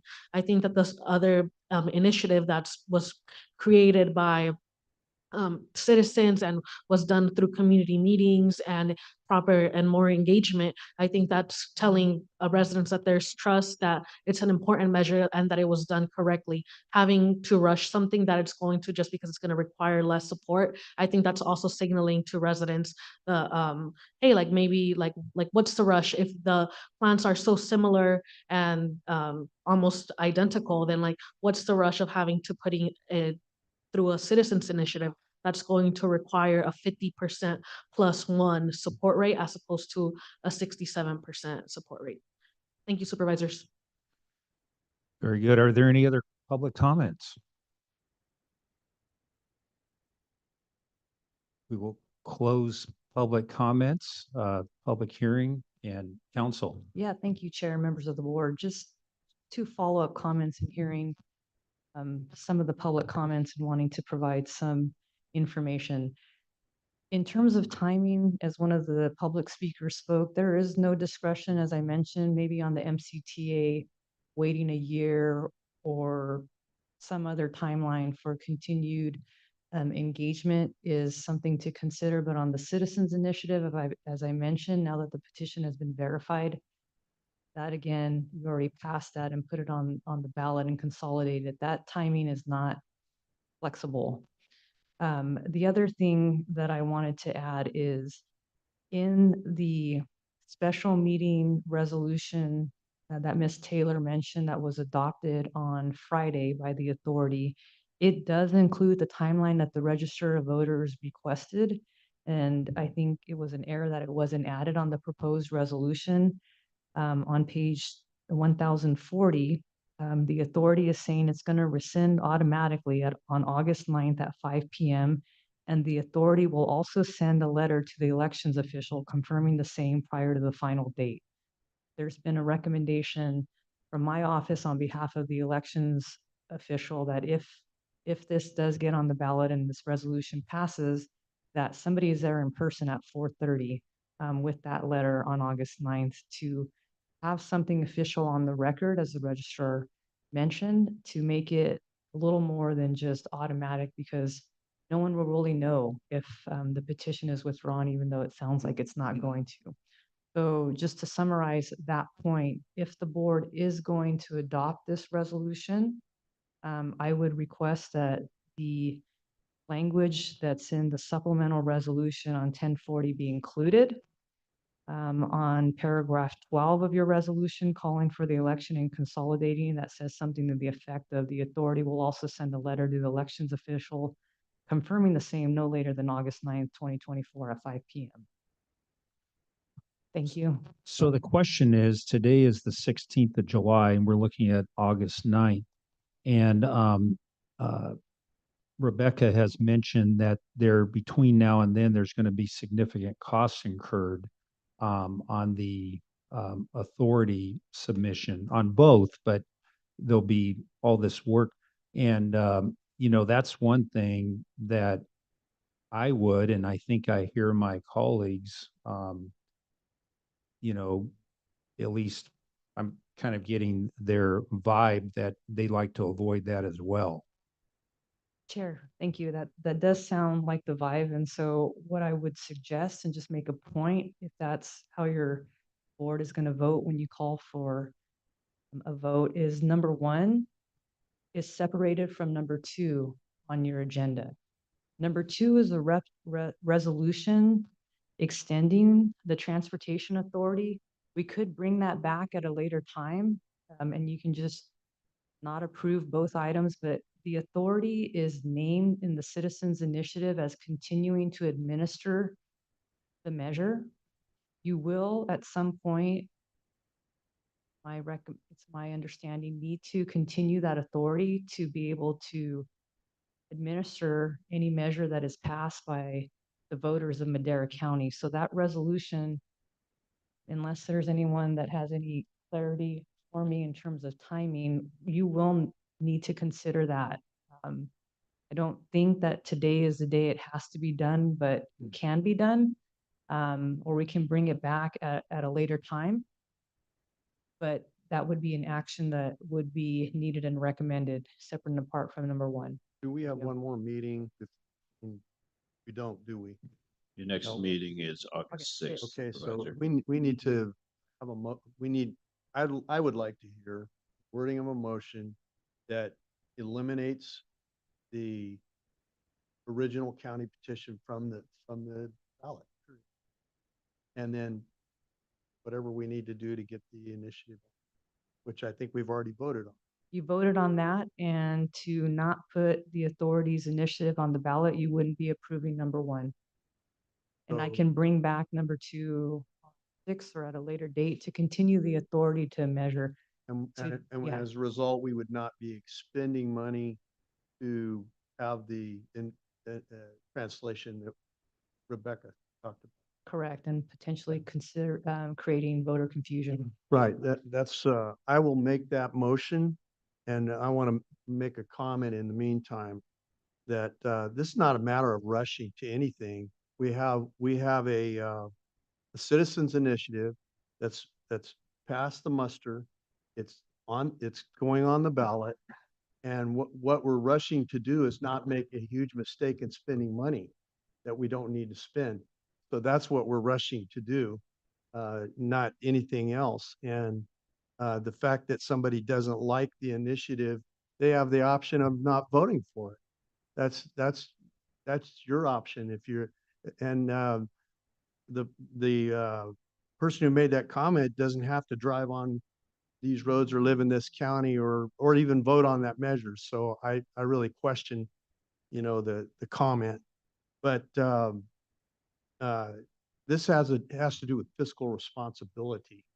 And I'm not about to spend money on something that we don't need to spend it on. Thank you. Chair, before you call for the vote, I have one more comment, and I apologize for chiming in out of order. You know what? This is a very important thing. So I would, council has free reign to, Chime in. yes. Thank you. One comment just for clarity is the measuring letter in talking and being advised by the election official is usually reserved for a date to come. It's all laid out in the elections code. There was an understanding that the authority would be able to use Measure T. However, the authority is conceding that letter. So if the elections official so desires, which it may be her call to use that letter for the thumbs up for the citizens initiative. So just something else with your potential action that we're hearing. There's a conceding of that letter by the authority. Thank you, So Taylor, and that will help. let me amend my motion to state that we reject item 1 and that we further direct to the MCTC to send a letter noting such. That sounds, I understand that. What about item 2? And item 2, is that for approval or for Uh, return with it as a separate item? And what does it do again? It extends the authority. I'm sorry, I didn't catch that, Jay. What's your recommendation? I just think it would be better based on the tenor of the board's discussion about this to strongly consider approving it today. What that is for is so that MCTA is approved to continue to administer the tax that you're voting on. So certainly, if it was, my suggestion is just that better to have the authority to in place. Yep.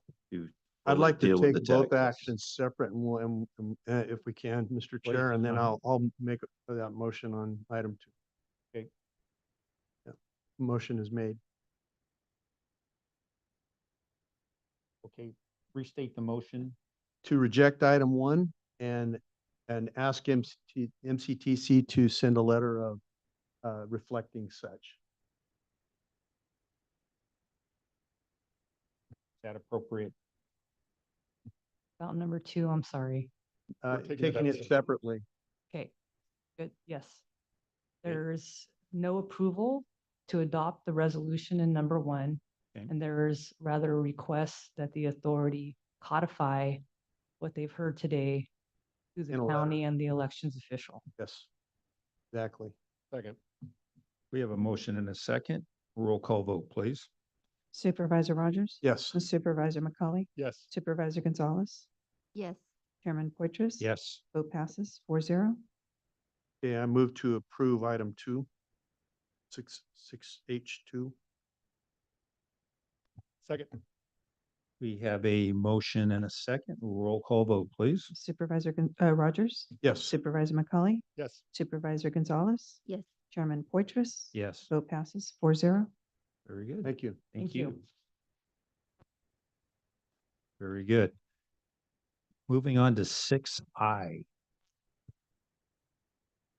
6I, Human Resources Department, discussion and consideration to adopt a resolution appointing Michelle May as retired annuitant to the position of Director of Human Resources effective July 15th, 2024.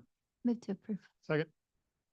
We have a motion and a second. Are there any members of the public that have a comment on this item? Seeing and I'd hearing. like to say that I think she's done an outstanding job for us, and I appreciate her very much. Thank you. Very good. All right, roll call vote, please. Supervisor Gonzalez? Yes. Supervisor McCauley? Yes. Supervisor Rogers? Yes. Chairman Poitras? Yes. Vote passes 4-0. All right. Okay. All right, thank you. Moving on to pending legislation. Is there anything that we should be aware of? Or nothing at this time? Nothing to report today, sir. Okay. We'll move on to supervisor and staff reports. I'll start to my right, Supervisor Gonzalez. Nothing to report. Thank you. All right. And I'd just like to mention that we have so far 89 tickets sold for the game on Friday night, the Grizzly game for Madera County night. And I have 8 tickets to buy and I haven't even bought them yet. So it looks like those 8 tickets and a few more will get it. Who's the starting pitcher at that? The starting pitcher. Yes, I've got my wind up all ready to go. And I hope you do better than I did. oh, I've been practicing a little bit, but that's as far as I'm going to bring it. So that should be a fun night. So Supervisor McCall. Yeah, PG&E.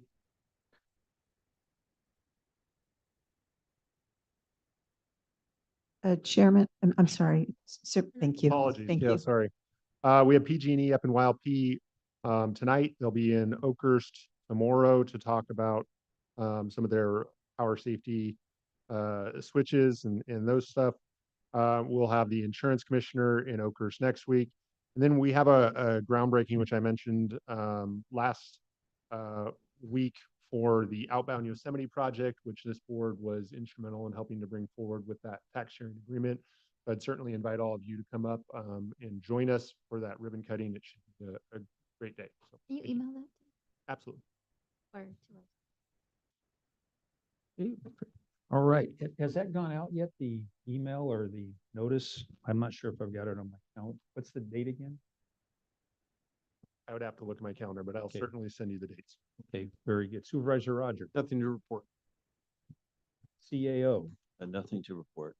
council, No report, Chair. Thank you. very good. Nothing to report. Thank you. All right, very good. And with that, we shall adjourn the meeting. Thank you. Thank you. Okay. You have to send them directly to me.